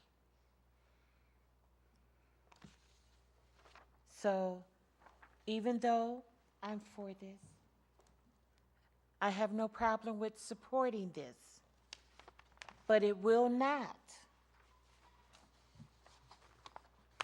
take the place of that crime prevention plan that we need to get in place. Any other discussion? Madam Clerk, please take the roll. Shadle? Aye. Sanders? Aye. Sellers? Aye. Clem? Aye. Monroe? Aye. Parker? Aye. And Stacy. Aye. The resolution is adopted 7-0. Item number 13 is the adoption of Resolution 2024-55. Could you please read this? Resolution approving purchase of self-contained breathing apparatus, SCBA, compressor fill station replacement for fire department from Office of State Fire Marshal, $25,000 grant. Chief Miller. Yes, thank you, Your Honor. Last meeting, we discussed how we had applied for Office of the State Fire Marshal small equipment grant and how we were awarded that grant that we applied for. So in December of 2023, the deputy chief and myself took a look at our equipment and the age of items that we thought were going to need to be replaced. So we identified that the existing compressor and fill station was one of the things that we identified as needing to be replaced in the near future. Knowing that it was somewhat of a big ticket item, we had to indicate to the state fire marshal what it is that we would apply that grant to. So we indicated the type of compressor and fill station that we were looking for to best accommodate our high pressure air bottles that we use at structure fires. So with that application and identifying that piece of equipment, again, we were awarded a $25,000 grant. So our intention was to apply that sum of money and also add to that amount of money to cover the purchase of the compressor and fill station. So how that breaks down is the $25,000 from the state fire marshal, $35,390 from the fire improvement fund to cover the total cost of $60,390. Our current fill station is 24 years old. When we purchased that, it was used to fill our low pressure bottles at 2,216 PSI. Now we're at 4,500 PSI, and this new system will go up and exceed 5,000 PSI. So we're anticipating this will carry us well into the future. It'll meet our needs. It'll also add one more additional placement holder for filling air bottles. Right now we have 93 air bottles. And if we have a structure fire, we could easily go through 40 to 50 bottles. So it's going to take a considerable amount of time to refill each of those bottles. So having an additional fill portion of the new fill station will help reduce time and create better efficiencies. So we're asking tonight, staff is seeking your approval of a resolution to go ahead with the purchase of the new compressor and fill station. Is there a motion to adopt? So move. Second. All right, we have a motion made by Alderman Clem, seconded by Alderman Sellers. Alderman Sanders. Yes, Mayor. Chief, I'm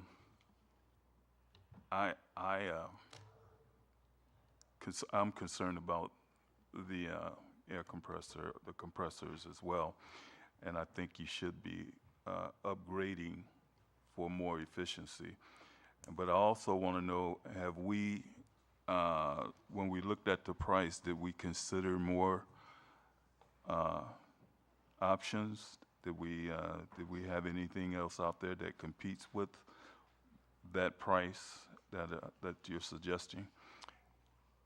Yes, actually, we obtained a couple different quotes, and for this unit, with upgraded push-button computer screen readouts, was another 13,000 greater.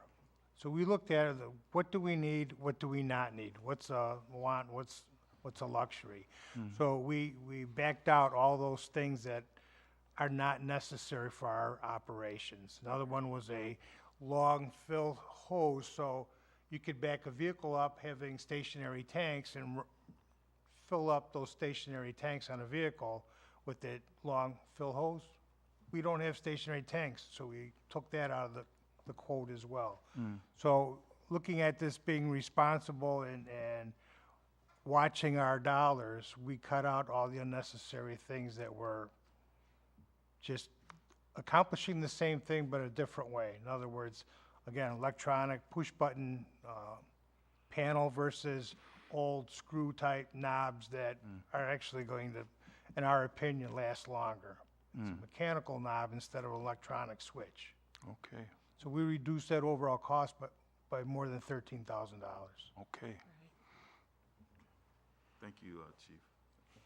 If there's no further discussion, Madam Clerk, please take the roll. Shadle? Aye. Sanders? Aye. Sellers? Aye. Clem? Aye. Monroe? Oh, I'm sorry, he left momentarily. Parker? Aye. Stacy? Aye. The resolution is adopted 6-0. Good work, Chief. Thank you. And item number 14 is the adoption of Resolution 2024-56. Could you please read this? Resolution approving professional service agreement for plumbing inspections with B&F Construction Code Services. Director Duckman. Thank you, Madam Mayor. The City of Freeport requires all plumbing work to be inspected by a professional inspector with the following credentials. They have to have an ICC, Illinois Code Compliance Certified Residential Inspector. They also have to be licensed with the state of Illinois as a certified plumbing inspector. B&F Construction Code Services has provided this service for the City of Freeport since 2017 at the rate of $80 per hour. B&F has reached out to the city and stated that they are raising their rates to $100 per hour for inspection. They provided a proposal for the city for a one-year contract honoring this rate. So the Community Economic Development Department has budgeted $4,650 for plumbing inspections in 2024. And to date, we've expended $466. In 2023, we spent a total of right around $1,400 for plumbing inspections. So even with this 25% increase to the inspection rate, based on these numbers, it's unlikely that our department will go over the 2024 budget of $4,650. I recommend that City Council approves the resolution to enter into a contract with B&F Construction Services to perform plumbing inspection services at a rate of $100 per hour. Is there a motion to adopt? So moved. Second. A motion made by Alderman Clem, seconded by Alderman Shadle. Discussion, Alderman Sanders? Yes, Mr. Duckman, have we also looked at other possible plumbing inspectors other than the BMF? No, we have not. We're not required to go out to bid for the professional services. And to be quite honest with you, we have great success with this company.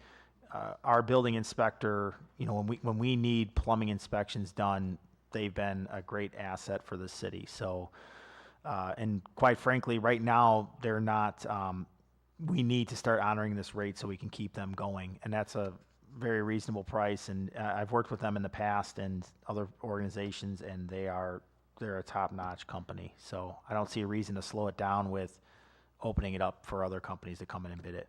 Okay, thank you. If there's no further discussion, Madam Clerk, please take the roll. Shadle? Aye. Sanders? Aye. Sellers? Aye. Clem? Aye. Monroe? Aye. Parker? Aye. And Stacy. Aye. The resolution is adopted 7-0.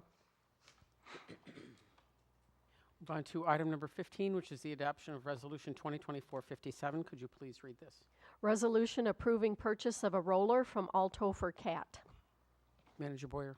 Thank you, Your Honor. As the city's paving operations has become more effective and efficient, The requirement for an additional utility compact roller would prove to be significantly beneficial to the crew and would be the next piece of equipment replaced in the paving operation. The existing roller that we purchased originally is in general too large for most of city projects and tends to tear the pavement sections when in use. City staff received a price quote on a utility paving compact roller in the amount of $34,200.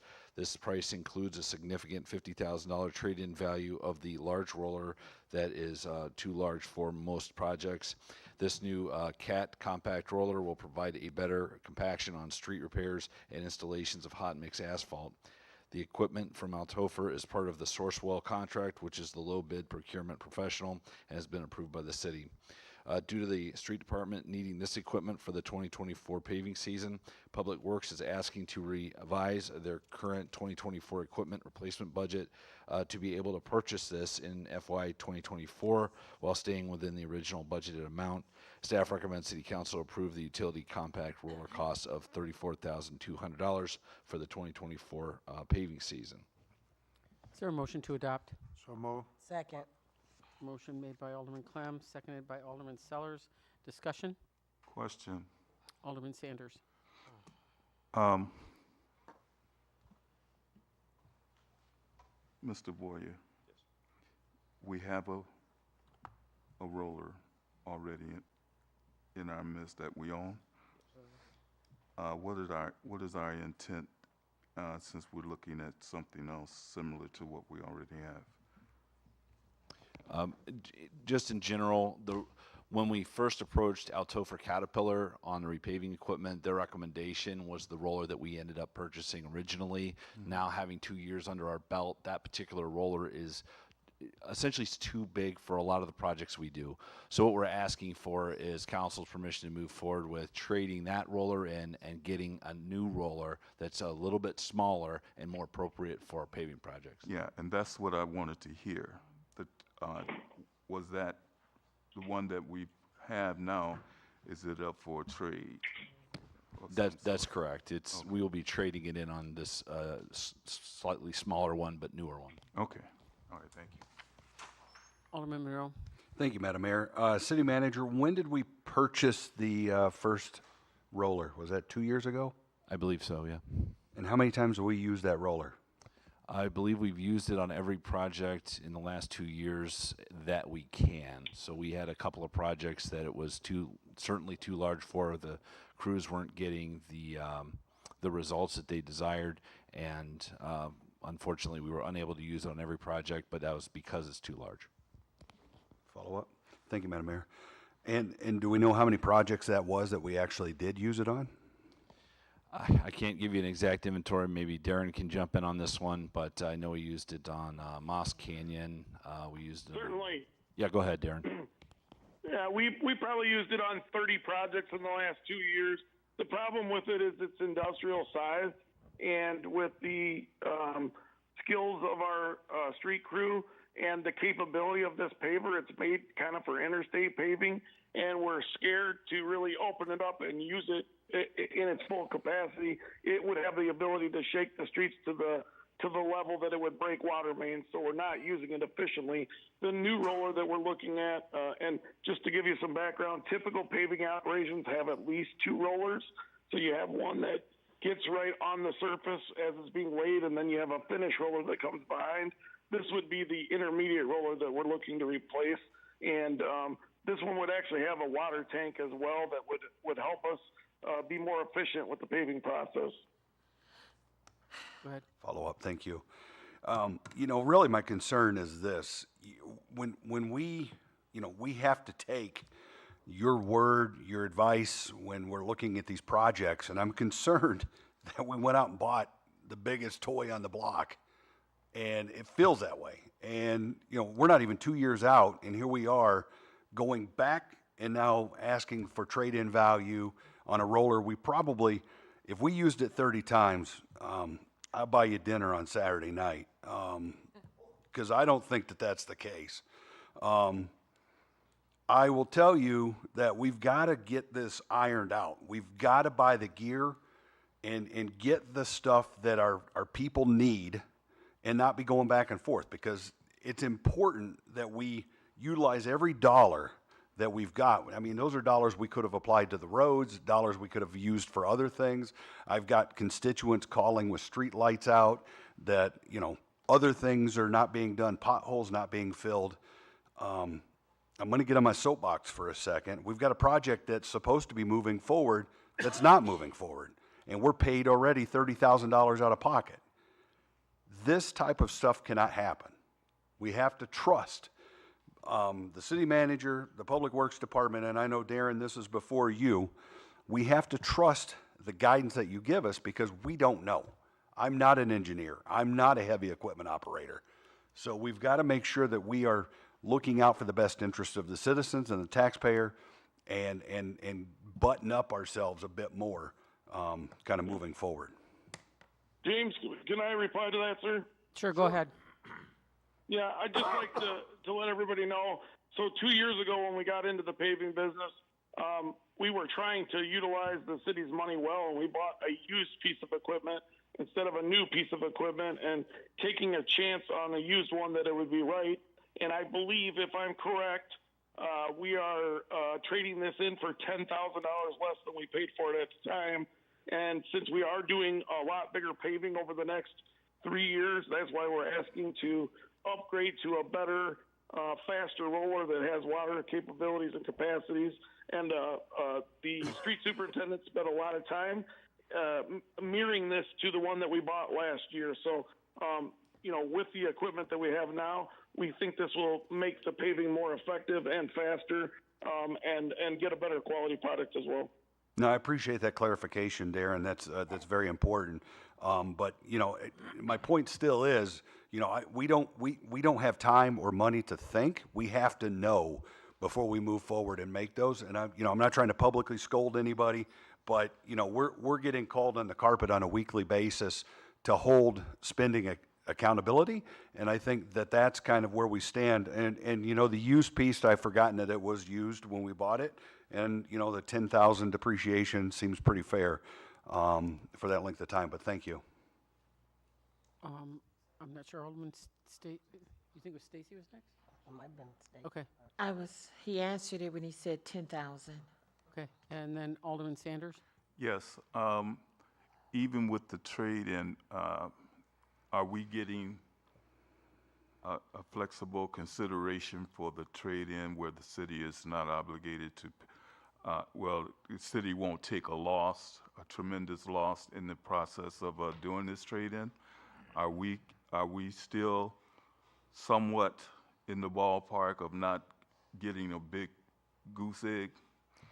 That's correct. I mean, over the course of a year or 2 years, equipment does depreciate. So I feel like we are getting a very good outcome here and getting us on the right track. Yes, So we also did research on this item, and we are getting a fair Blue Book value for the piece of equipment. And we also got a very good price on the new roller that we're buying based on Sourcewell dealing, and we bought one last year that's very similar to it. Alderman Sellers? Yes, you did say, Manager Boyer, that this was something that the workers were saying would make their jobs better and easier to use this versus that. So this is something that they think would help them on their job. Correct? Is that It's my understanding from talking with the guys out in the field and also their feedback through their channels that we currently own another similar roller that we're looking to purchase, and that one has been much more effective on our jobs than the larger roller. So we're just adapting. Obviously, we got the best advice we could at the time without Topher. That's what they recommended, and they were the paving experts. They also helped us train our crews. And they did an overall job, but as we get into it and we get better and we get more familiar, we need to adjust and get a different piece of equipment to keep things moving forward efficiently and effectively. Thank you. There's no further discussion. Madam Clerk, please take the roll. Shadle? Aye. Sanders? Aye. Sellers? Aye. Clem? Aye. Monroe? Aye.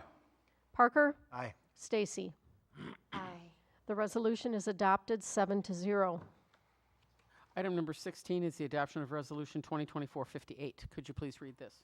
Resolution approving quote from William Charles Electric for a traffic signal, pedestrian and cabinet upgrade at intersection of Burchard Avenue and Empire Street. Bless you. Thank you. Manager Boyer. Bless you, Your Honor. Thank you. The City of Freeport owns the traffic signal system at the Burchard Avenue and Empire Street intersection. The existing traffic signal equipment is original to this location and is in need of an upgrade. Many overtime hours are spent calling in personnel to reset and troubleshoot this system, among others. The city staff has significant issues with the street and pedestrian traffic light system at the Burchard Avenue and Empire Street intersection. Pedestrian system is no longer compliant and was noted as being deficient during a 2022-23 inspection. Last year, the control panel and cabinet electrical were diagnosed with serious electrical conductivity issues. Staff was advised to schedule replacement. William Charles is a city master contractor for traffic signal work and one of the only companies locally that works on the and maintains these traffic light systems. Replacement of the cabinet controls and electrical and lighting system is quoted at $33,855, and due to the specialized work and unique nature of this traffic equipment, it was budgeted in the FY 2024 street budget for replacement. William Charles quote is significantly less than the engineer estimate in 2023, which I believe was about $50,000, and staff recommends City Council to approve the William Charles for the traffic signal and cabinet replacement project. Is there a motion to adopt? So moved. Second. Third. We have a motion made by Alderman Monroe, seconded by Alderman Sellers. Alderman Sanders. Yeah, Manager Board, yeah, the traffic light situation, utility box, junction box, or whatever, all of that's in one compartmental area, am I correct? It's in a certain location, and it's not gonna cause any major construction to do this type of work to get the correction that is needed? And do we have to replace poles and lighting system? Are we going to upgrade the lighting system, the pole and the lighting system? Do we need to? Have we did an inspection on the pole lighting situation to determine whether or not we need to go further than just the junction box itself? As I understand, the overall project is going to replace the controller, the junction box, the crossing signals, the lights themselves. Okay. So essentially, the whole thing is going to be replaced. Okay. So, Darren, did you have a comment on that? Yeah, sorry, I had to get off mute. Yes, that is correct, City Manager Boyer. Everything but the wiring, and any wiring that tests deficient will also be replaced, as part of the project. It is a complete signal and pedestrian light and cabinet control replacement for that $33,000. And I might add one point, Mayor. Sure, go ahead. It'll also bring it up to current ADA standards. Okay, thank you. Additionally, that traffic signal is one of the two that we own within the city of Freeport. Where's the other one we own? Darren, do you know where the other one is? Sorry, I couldn't hear that question. Cecilia wanted to know where the other one is that we own.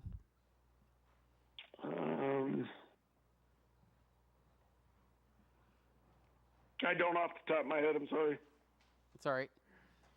If there's no further discussion on this resolution, Madam Clerk, please take the roll. Shadle?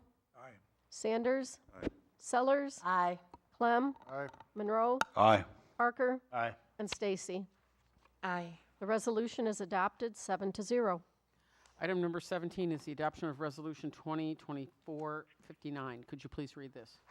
Resolution approving Fairgram agreement to provide additional civil, environmental, engineering, and project management for 2024 Public Works Master Services contract. Manager Boyer. Thank you, Your Honor. The City of Freeport has various annual engineering needs. These include topographic survey, infrastructure system mapping, geographic information system, construction surveys, staking, elevation records, ADA compliance, various grants, loans, assistance, water, storm, and sanitary sewer utility system design, structural assessments, street infrastructure, airport engineering support, various right-of-way permitting, and Illinois Environmental Protection Agency requirements, Illinois Department of Transportation necessities, quality assurance and quality control inspection, observation, soil borings and analysis, and all city emergency needs for professional engineering requirements. This consultant work is performed outside the individual specific project contracts that are brought to the City Council and required by the specific funding source. Freeport requires an engineering firm that provides support with a staff of technical professional licensed engineers that specialize in these diverse areas. The City of Freeport annually approves various engineering contracts for the engineering needs of the city. This additional support is for all departments of the city staff on an as-needed basis. This contract allows non-standalone project requirements to be performed on a day-to-day basis by the city. It is also allows city staff to receive to the daily needs and requirements as city infrastructure and emergencies arise. The city has a large number of projects that have been progressing rapidly this year, and we are in need of additional support. The funding for this additional support would be to be included in the 2024 budget. So we're asking for an extension on the total services for the master services agreement for 2024. And Is there a Darren, motion if to you would adopt? like to fill in any details, feel free to jump in. Motion to adopt? So moved. We have a motion Second. made by Alderman Parker, seconded by Alderman Clem. Discussion.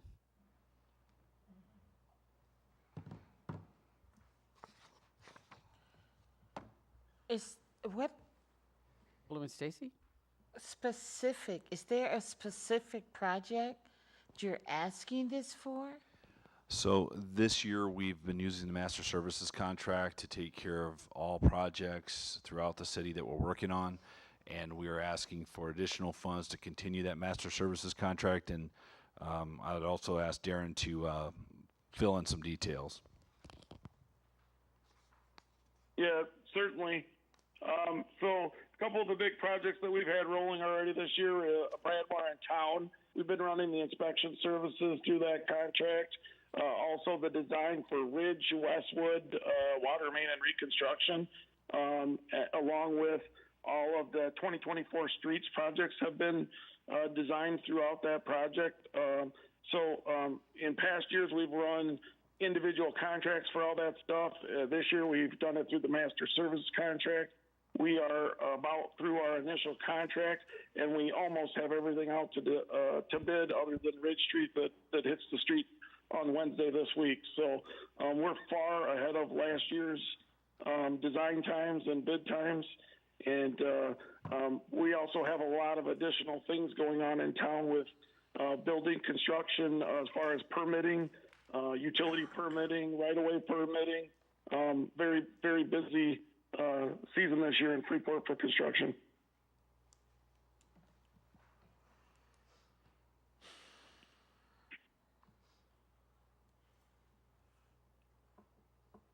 Alderman Monroe? Yes, who owns Fairgram? Darren, did you copy that? No, I couldn't hear that question. Could you tell us who owns Fairgram?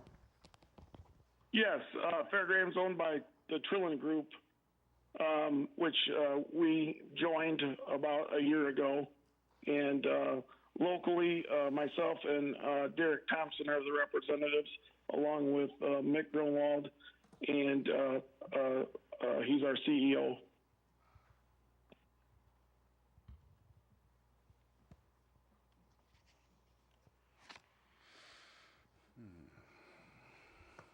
Are there any other questions, council? Madam Clerk, please take the roll. Shadle? Aye. Sanders? Aye. Sellers? Aye. Clem? Aye. Monroe? Aye. Parker? Aye. And Stacy. Aye. The resolution is adopted 7-0. Item number 18 is the adoption of Resolution 2024-60. Could you please read this? Resolution authorizing and approving the purchase of an enclosed trailer from Knight Equipment. Manager Boyer. Thank you, Your Honor. City crews are required to use traffic control devices for all construction work in the right-of-way. The city crews need an enclosed trailer system to store and move traffic control items from job site to job site within the city. IDOT-approved traffic control devices are needed for every public works project or utility repair we perform, and it protects our constituents and crew members from potential accidents. City staff received quotes for an enclosed utility trailer to store and transport adequate traffic control to project job sites. Knight Equipment in Pecatonica provided a cost for a 20-foot unit in which a rear gate and walk-in door have a gross vehicle rating of 10,000 pounds. The amount of this trailer is $15,516. This size utility trailer will be able to house and transport sufficient traffic control with more crew efficiency. Additionally, traffic control will stay in this trailer and be the main storage container to keep it out of the weather for cold during the winter and work so it's ready for to be ready during daily activities. Due to the street departments needing this equipment for the 2024 paving season, Public Works is asking to revise their current 2024 equipment replacement budget to be able to purchase this in FY24 while staying within the original budgeted amount. This would come out of the, we have a vehicle budget, and we would be taking this from the vehicle budget. So the staff requests City Council approve the enclosed trailer at a cost of $15,516. Is there a motion to adopt? So moved. Second. We have a motion made by Shadle, seconded by Parker. Discussion? I'm sorry. Alderman Clem.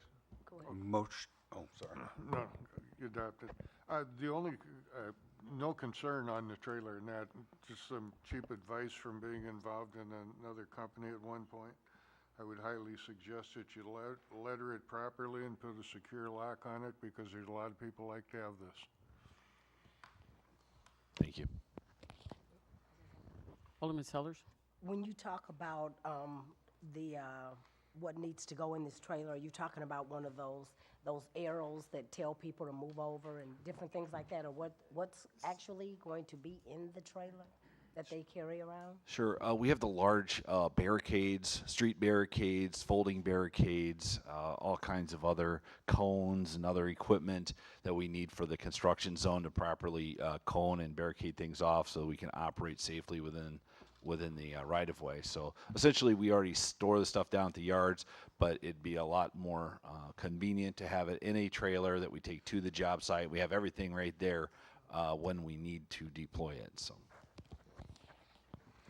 Thank you, Mayor. Good job on picking a 7-foot trailer for the guys that are over 6 feet tall because that is a royal pain. I agree. What are our plans to protect the tires and the trailer itself from, sitting out in the weather? Are we going to have it covered at all, or is it? Actually, we'll work those details out. I over the winter, and if it's sitting in the sun, I think we'll orientate it so it's not directly in the sun, first of all. But we have a lot of equipment. It'll probably be sitting outside, and you're correct. And I'm sure we can find some covers to go over the tires. One follow-up.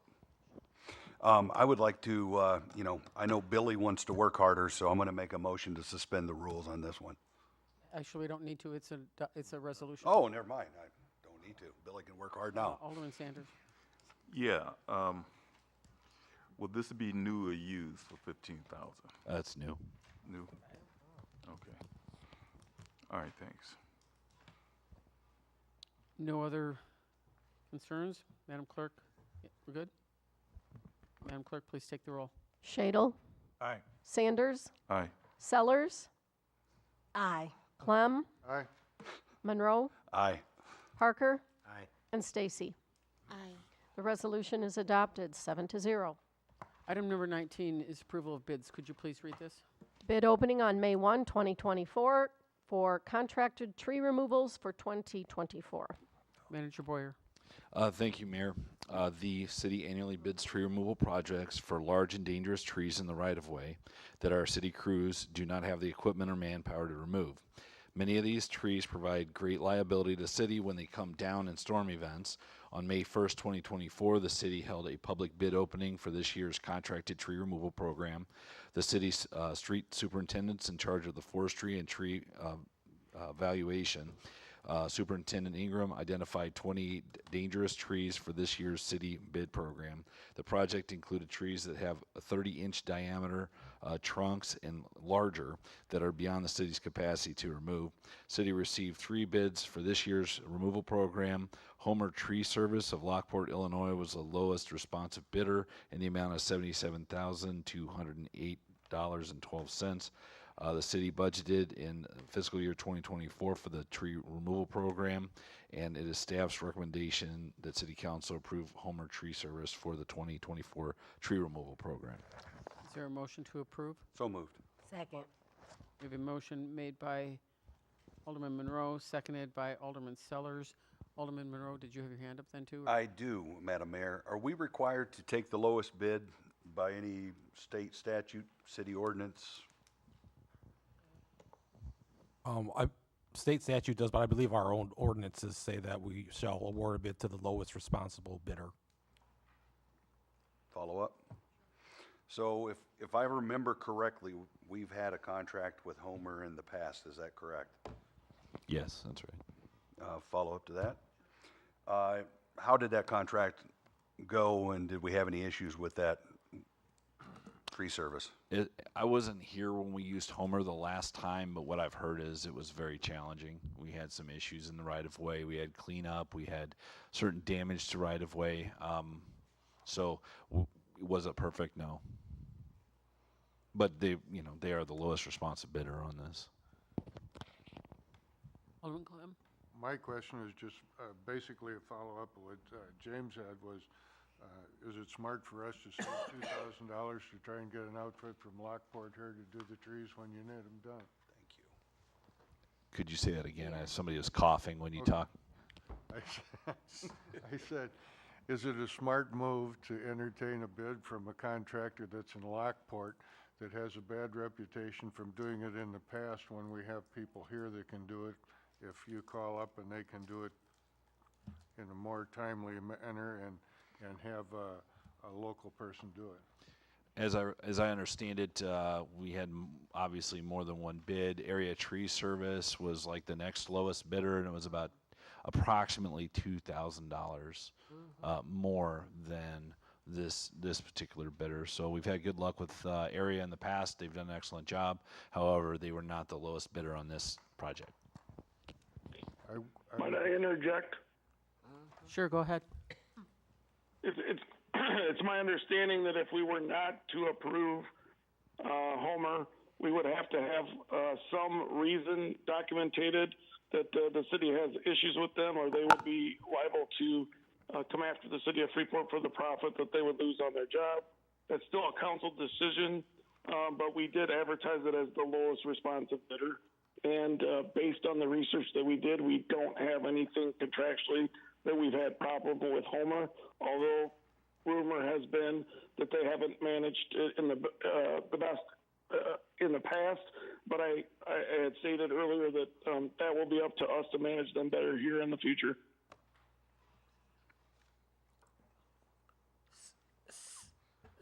Alderman Stacy? So we're making this decision on a rumor?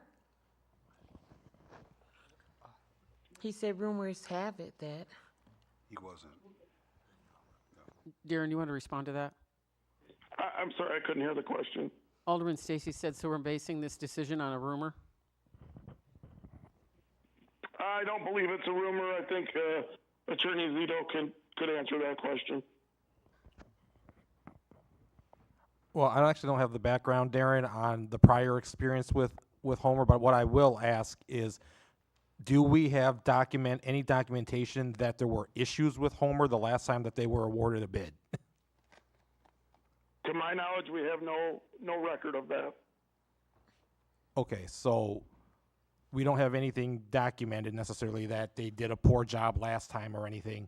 like that. Obviously, Alderman Monroe, do you have any more background as to why you believe that they didn't perform adequately?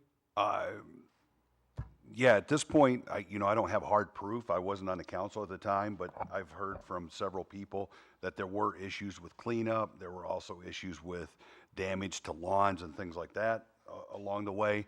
And I just want to make sure that, with an outside outfit, that we hold them accountable and that there's some type of language or such that would protect the city, that if they fail to do things and we continue to have the problems and they become challenging, that we hold them accountable. And that would be, moving forward. So, our hands are in a lot of ways tied without having documentation.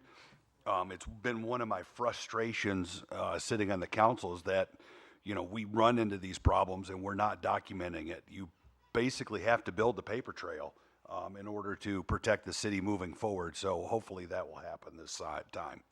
Darren, can you speak to the accountability? Yeah, I can enlighten us on that too. So we have a 10% bid bond on the project and a performance bond and a payment bond as well. And we also will hold 10% retainage on the contractor until everything's restored to our satisfaction as part of the contract. Part of our bid is no stump removal. The city actually has a new stump removal machine, and we've been very efficient removing the stumps themselves. So we have every spring outlaid to remove stumps ourselves.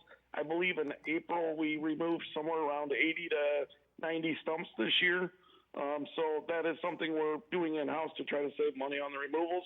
And these trees are truly 30 to 65 inches in diameter. So just trying to address trees that the city can't handle themselves. Alderman Clem. Manager Blair, do they have, when they take these trees down, is in their contract is the removal of the debris, all that kind of stuff figured in? It's all basically the same that way? Yes. Okay, thank you. Yeah, Alderman Sanders? I just want to concur with that. Memo that was just given. For the contract, it's 100%. Actually, Darren, hang on a second, Darren. Alderman Sanders was speaking. Yeah, I'm sorry. I concur with that memo that you received just then about the cleanup debris and all of these kinds of things. Did we look at our contract to see if there's any revisions needs to be made as we move forward with this low bid, so we can make sure we are definitely creating a paper trail so we don't fall into that bracket again? Can we do that? Absolutely. The contract is very tight, as Darren Steekel mentioned, and as far as follow-up is concerned, we will be on top of those contractors to make sure that they are doing their end of the bargain, and if they mess up something, we'll make sure they get it repaired. So, Darren, did you have anything else? I didn't mean to cut you off. I just knew you couldn't hear him. Oh, yeah, I'm sorry. I couldn't hear Alderman Sanders. We'll be very poignant with the contractor. In the time that I've been doing this and the current street superintendent, to my knowledge, we have not had Homer work here, so this must have been multiple years ago. They desperately want the project. We'll manage it. I should note, though, that the contract calls for flush stump removal, so that means they have to remove everything down to 2 inches, and then the city will go back the following season, grind the stumps, and replace the sidewalk where needed. That's part of our city work that we're doing in correlation with it. So, but the cleanup and the debris in the streets and everything removed, we will be monitoring that on a daily basis as they work throughout the city. Alderman Stacy? I would like a list of the trees that are scheduled to be removed.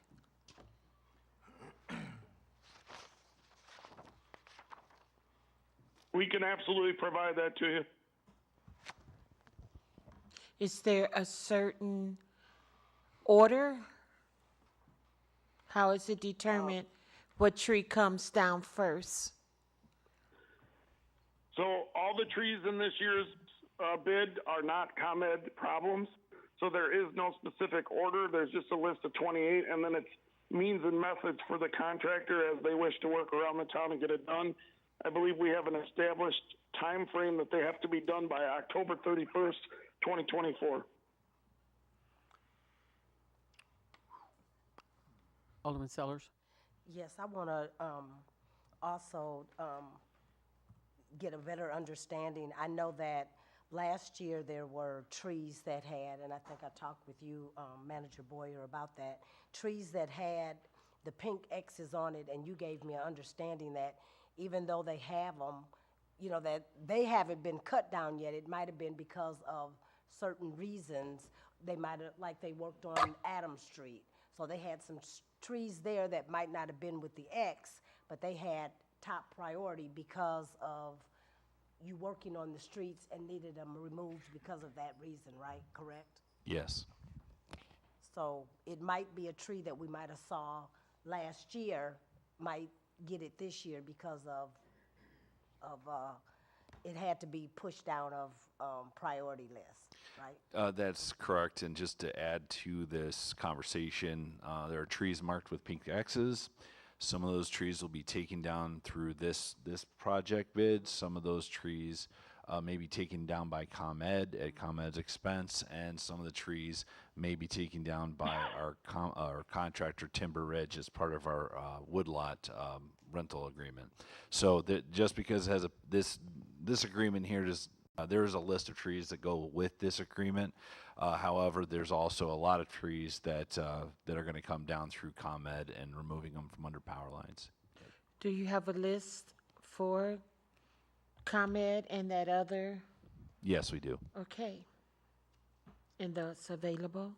Yes. Darren, please make sure we get a list of ComEd and. Yeah, when I get back, I'll get you a list, I'll get them all to the council members. If I remember correctly, there's 28 on this contract. ComEd has 30 trees and Timber Ridge has 12. Thank you. If there's no other questions, Madam Clerk, please take the roll. Shadle? Aye. Sanders? Aye. Sellers? Aye. Clem? Aye. Monroe? Aye. Parker? Aye. And Stacy. Aye. The motion passes 7-0. And item number 20 is another bid. Could you please read this?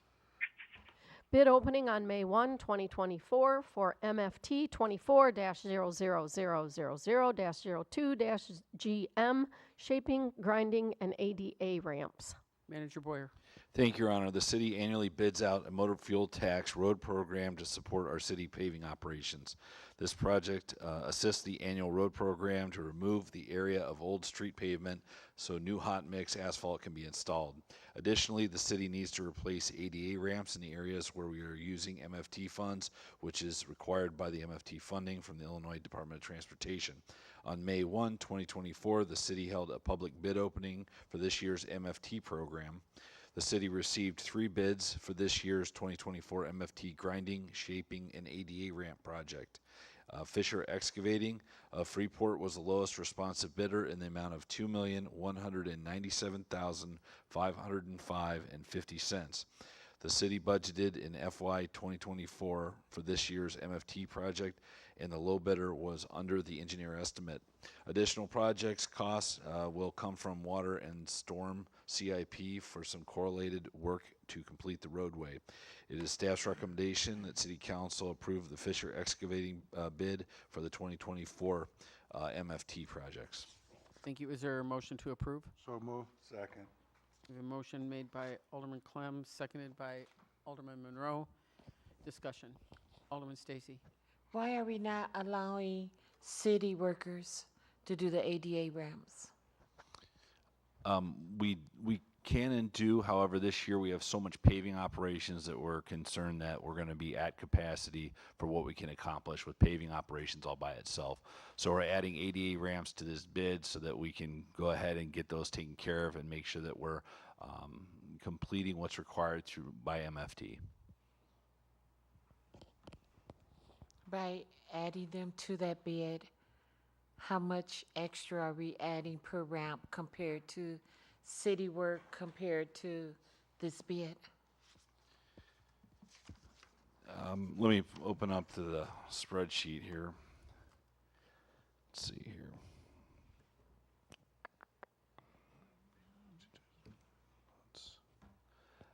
Darren, would you have anything off the top of your head on this one? The question was, How much of this bid is related to the ADA ramps? Is that what the question was? Okay.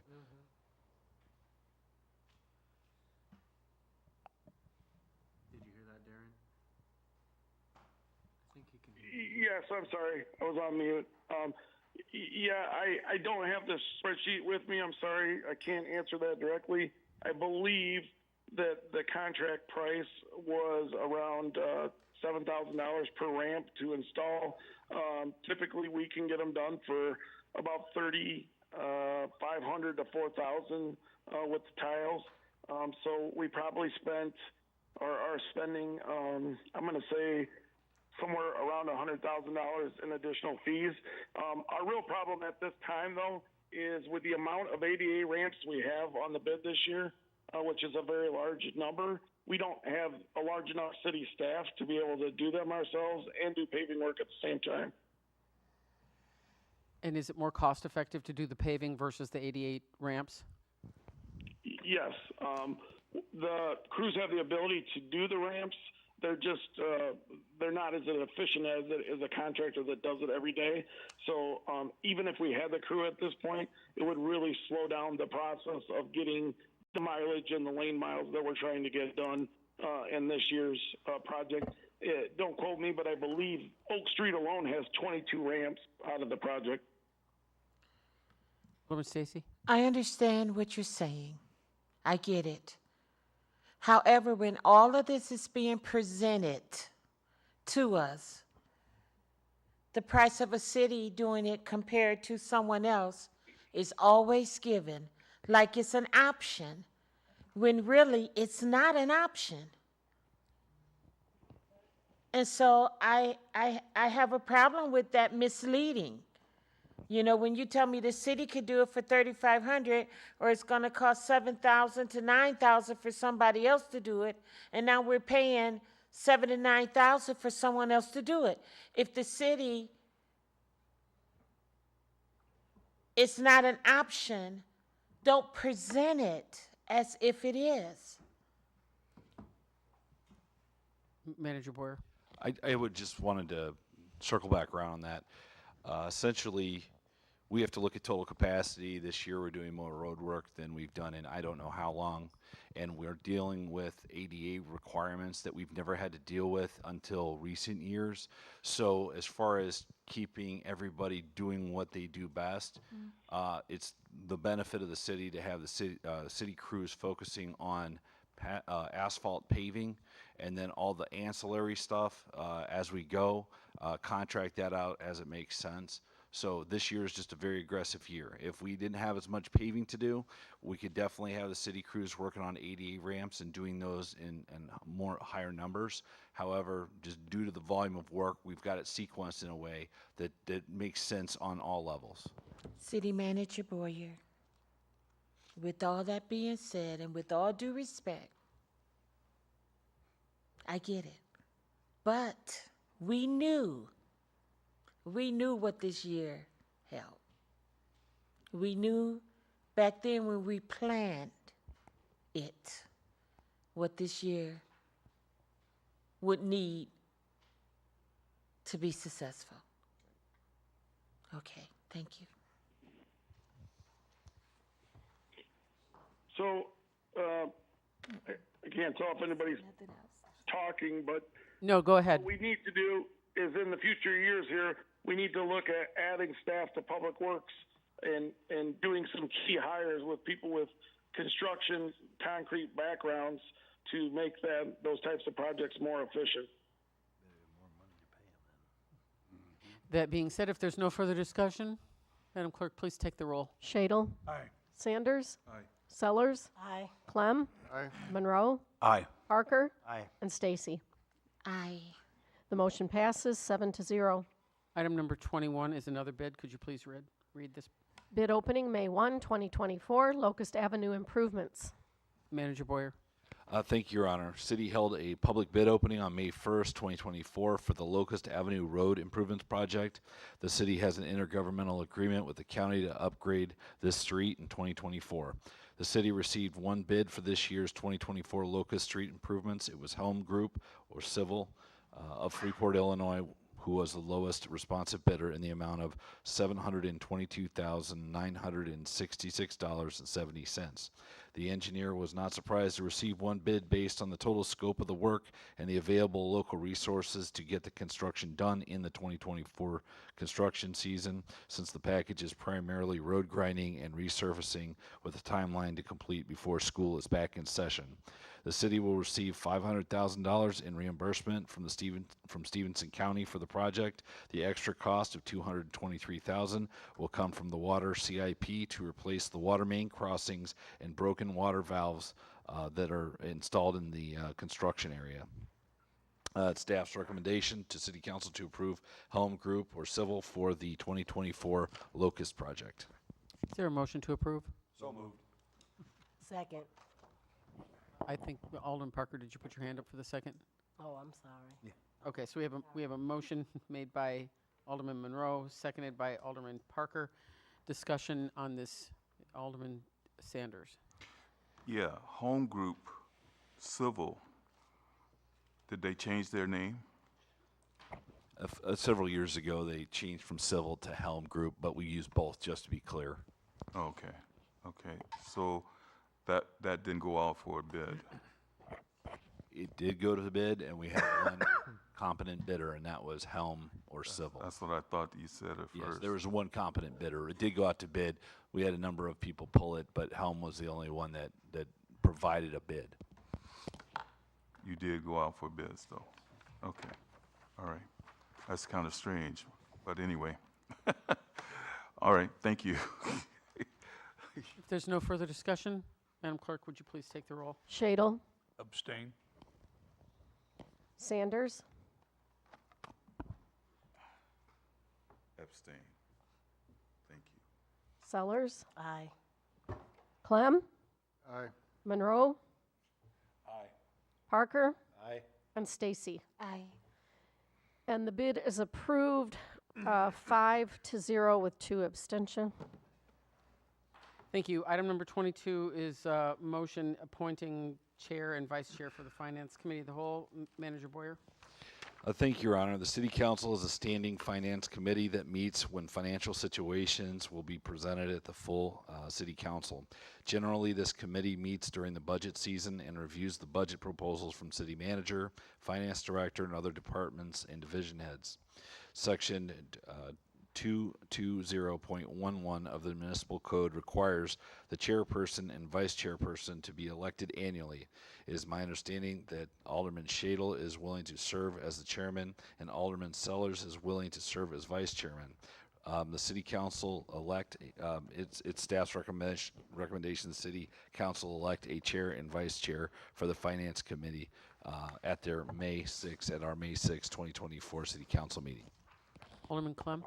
I would make a motion to accept Alderman Shadle as chair of the Finance Committee and Alderman Sellers as vice chair. And I would second that. Okay, we have a motion made by Alderman Clem, seconded by Alderman Monroe. Any discussion? Madam Clerk, please take the roll. Shadle, Aye. Sanders, Aye. Sellers, Aye. Clem, Aye. Monroe, Aye. Parker, Aye. and Stacy. Aye. The motion passes 7-0. Reports from department heads, finance. Nothing this evening, Your Honor. Thank you. Community development, Nothing tonight, Madam Mayor. communications. Nothing tonight. Darren, did you have something you wanted to add in that? Nothing tonight. Thank you for all the approvals. Fire, No report this evening. police. Thank you. Just want to talk a little bit about our drug take-back event that was held on April 27th. Our civilian evidence officer, Josh Glave, he coordinated this event, and I think it was about 4 hours long, but he had 58 individuals show up to the police department who brought in 39 pounds of prescription drugs that we were able to take back. So, Thank you. IT? City manager? Thank you, Your Honor. I'd just like to thank City Council for all the support on the large amount of resolutions tonight. Thank you. And I just would like to remind the council members to please check their emails. You have received an invitation to do a tour of the Honeywell plant, and that RSVP has to be in by Wednesday if you want to be a part of it. Council announcements would be Alderman Shadle Nothing tonight. and Alderman Sanders, Nothing. Alderman Sellers. I just want to say thank you to our city workers that helped the Boys and Girls Club, Head Start, and Amity do a appreciation for Ted Odendahl for doing a flower garden in front of the King campus. It's just absolutely beautiful when everything is blooming. But it also brings a sunshine to that corridor that we're working on now, the Adams Street. So I just want to say thank you so much. They really appreciate it, and you made them all happy. Thank you. Alderman Clem. There will be a neighborhood watch at the end of this month. Also, I'd like to thank the fire chief, gave us these to hand out. Everybody that I know is retired, so you know you don't want them. I'm just kidding. But please keep in mind that May 1st to July 6th. July 2nd are applications for fire and for police. So please take advantage of this. If you've got the thought in your mind whatsoever, or you know somebody, please have them move forward on that. Both departments are looking for qualified personnel. And thank you to the city workers for being here tonight. Love the bright shirts. Yeah. Alderman Monroe. Thank you, Madam Mayor. Just the regular reminder that the Code Red sign up is on our website. Severe weather potential tonight, and also the Stevenson County Sheriff's Office app is really good too. So both of those have two ways to get warnings whenever you get severe weather in the area. I will tell you, one will always go down, it seems like. Alderman Parker. Yes, I did not get the email on the tour of Honeywell plant, so if you could fill me in, I would like to go through there, because that's what brought me to Freeport, so. She's shaking her head, so thank you. Okay. And then Alderman one- Stacy. I got one more question. Okay, so I'm go ahead. sorry. And then for the chief, now the drug drop-off's over, is that box still in the front that we can drop drugs off at? Yeah, we still take prescription drugs in right now. We Yeah. just go in and drop it off in that drop Correct, box? yeah, there's still a receptacle in there. All right, thank you. Yep. I'm sorry. It's okay. Alderman Stacy. Nothing tonight. And then we have public comments. We have a couple of, we have Brian Converse.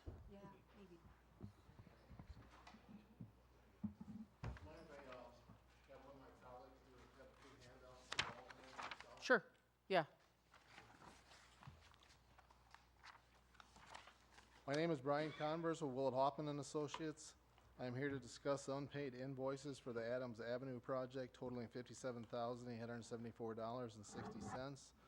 My two colleagues that are with me are Dale Hamilton, passing out some information, and Jeff Smith's here with me that worked on the project. The unpaid invoices are work Willett Hoffman performed while under contract, and the contract amounts was for the $365,120.77. It has taken Willett Hoffman a long while to bring this to your attentions, since this is our last resort, since we would like to continue to work with the city of Freeport. However, we feel that this is our last course of action to collect these fees, and we feel that is due to us. And we've never had to go to a council meeting for any municipality to collect money on invoices. As shown in the handout, we provided you the title work for the project amounts to $37,497. On October 5th, 2021, Willett Hoffman had a meeting with Rob, and it was at that meeting that we were given the go-ahead to order this title work. The title work was ordered on October 14th, 2021 by our licensed land surveyor, Jeff Rohde. October 20th was the first title that Willett Hoffman received from Securities First Title Company, and received property titles up until January 14, 2022.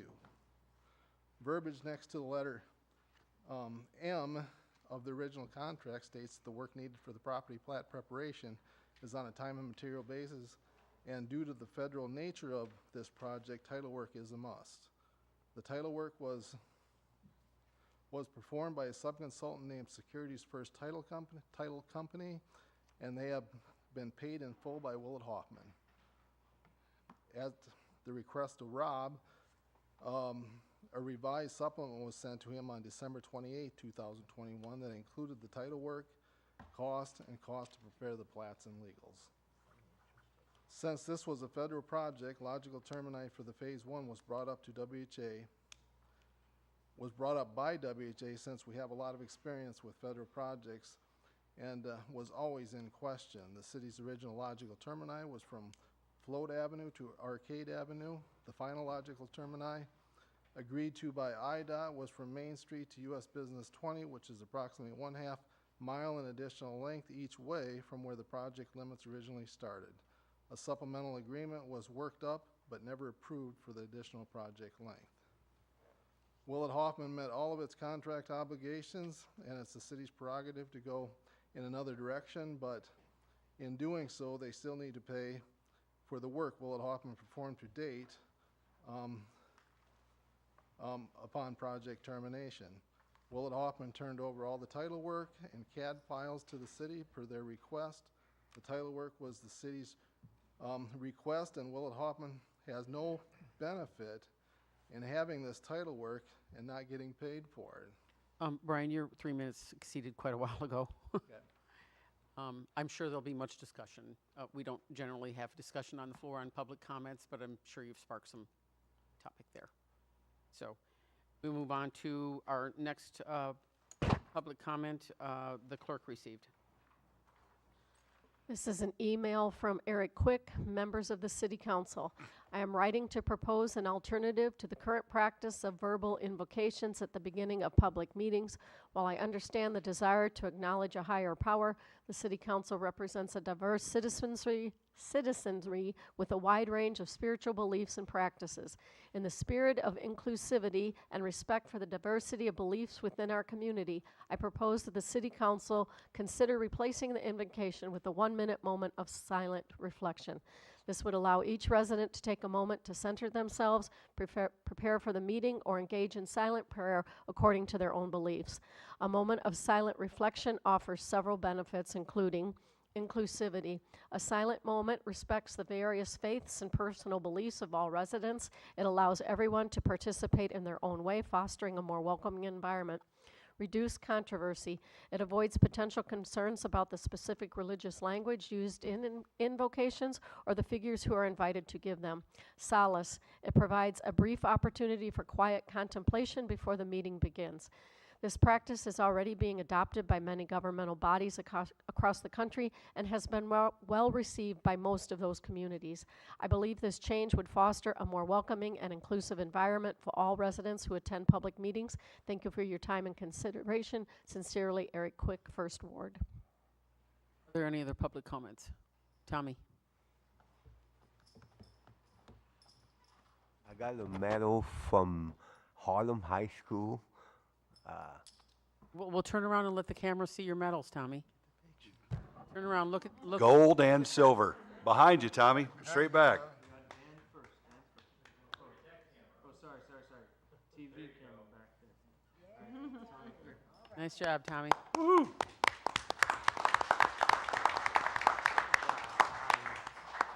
Are there any other public comments this evening? Seeing none, I'll entertain a motion. Yes, for we adjournment. did. Oh, I'm sorry, there was. I'm sorry. Go ahead, Bernie. Pass this to Donnie. Actually, this too, sorry. First off, Bernie Mrugala, I'm finally able to talk a little bit, but it's still hoarse, and it'll be that way for a while. This meeting was quite interesting, as I thought, and I want to thank the mayor, especially the mayor, for passing the 1%. I wish my council lady voted for it too. I was against the 80-20 port because I believe it should all be streets, nothing but streets. Question is curb and gutter, storm sewer, or is it streets? That has to be debated. Secondly, I don't think water, sewer should be any part of this 1%. Shots fired, good. Lindo, good. The high-speed internet was really good comments to me made. You heard the thing about the pensions. I'm still concerned about pensions. It's 100% funded, but that's not quite true. It's a game of numbers. we still owe almost $50 million on the bond. The bond is being paid from the governmental funds. Should not be. It should be part of the police and fire department's budgets. Our audits require reporting by function and not, and all costs should be arranged by those functions. And the pensions, even though they weren't paid in the past, they're still police and fire related costs, so we can understand the total cost of those functions to the city. The other thing is, I think we had $400,000 of money sitting in the city's coffers that belonged to the pension funds. Some of it was used for a specific individual that retired early, and a lot of money was gone. I believe that all those tax monies, they should be treated like income taxes, being a 3-day payment, and should be refunded after each payroll cycle to the pension funds. Consistency of money going into the pension funds always will give us larger returns over the long run, not necessarily the short run. We did have a good year this year. We're going down this coming couple months. I'm not sure how this is going to go this year, but the following year is going to be kind of interesting. And I don't think the city should be in the paving business, in construction business. I think we should be building those businesses and having them compete against each other for our business. So having said that, buying the equipment is questionable at this point in time. We've already done it, but I think the city should be taking care of services to the community, not necessarily being involved in business activities. Having said that, I got no minutes left. Thank It you. should be higher. Not going to happen. Thank you. Larry's head is back. Is there any other public comments? And I'll entertain a motion for adjournment. So move. Second. We have a motion made by Alderman Sellers, seconded by Alderman Shadle. All those in favor? Aye. Have a good evening. Yes.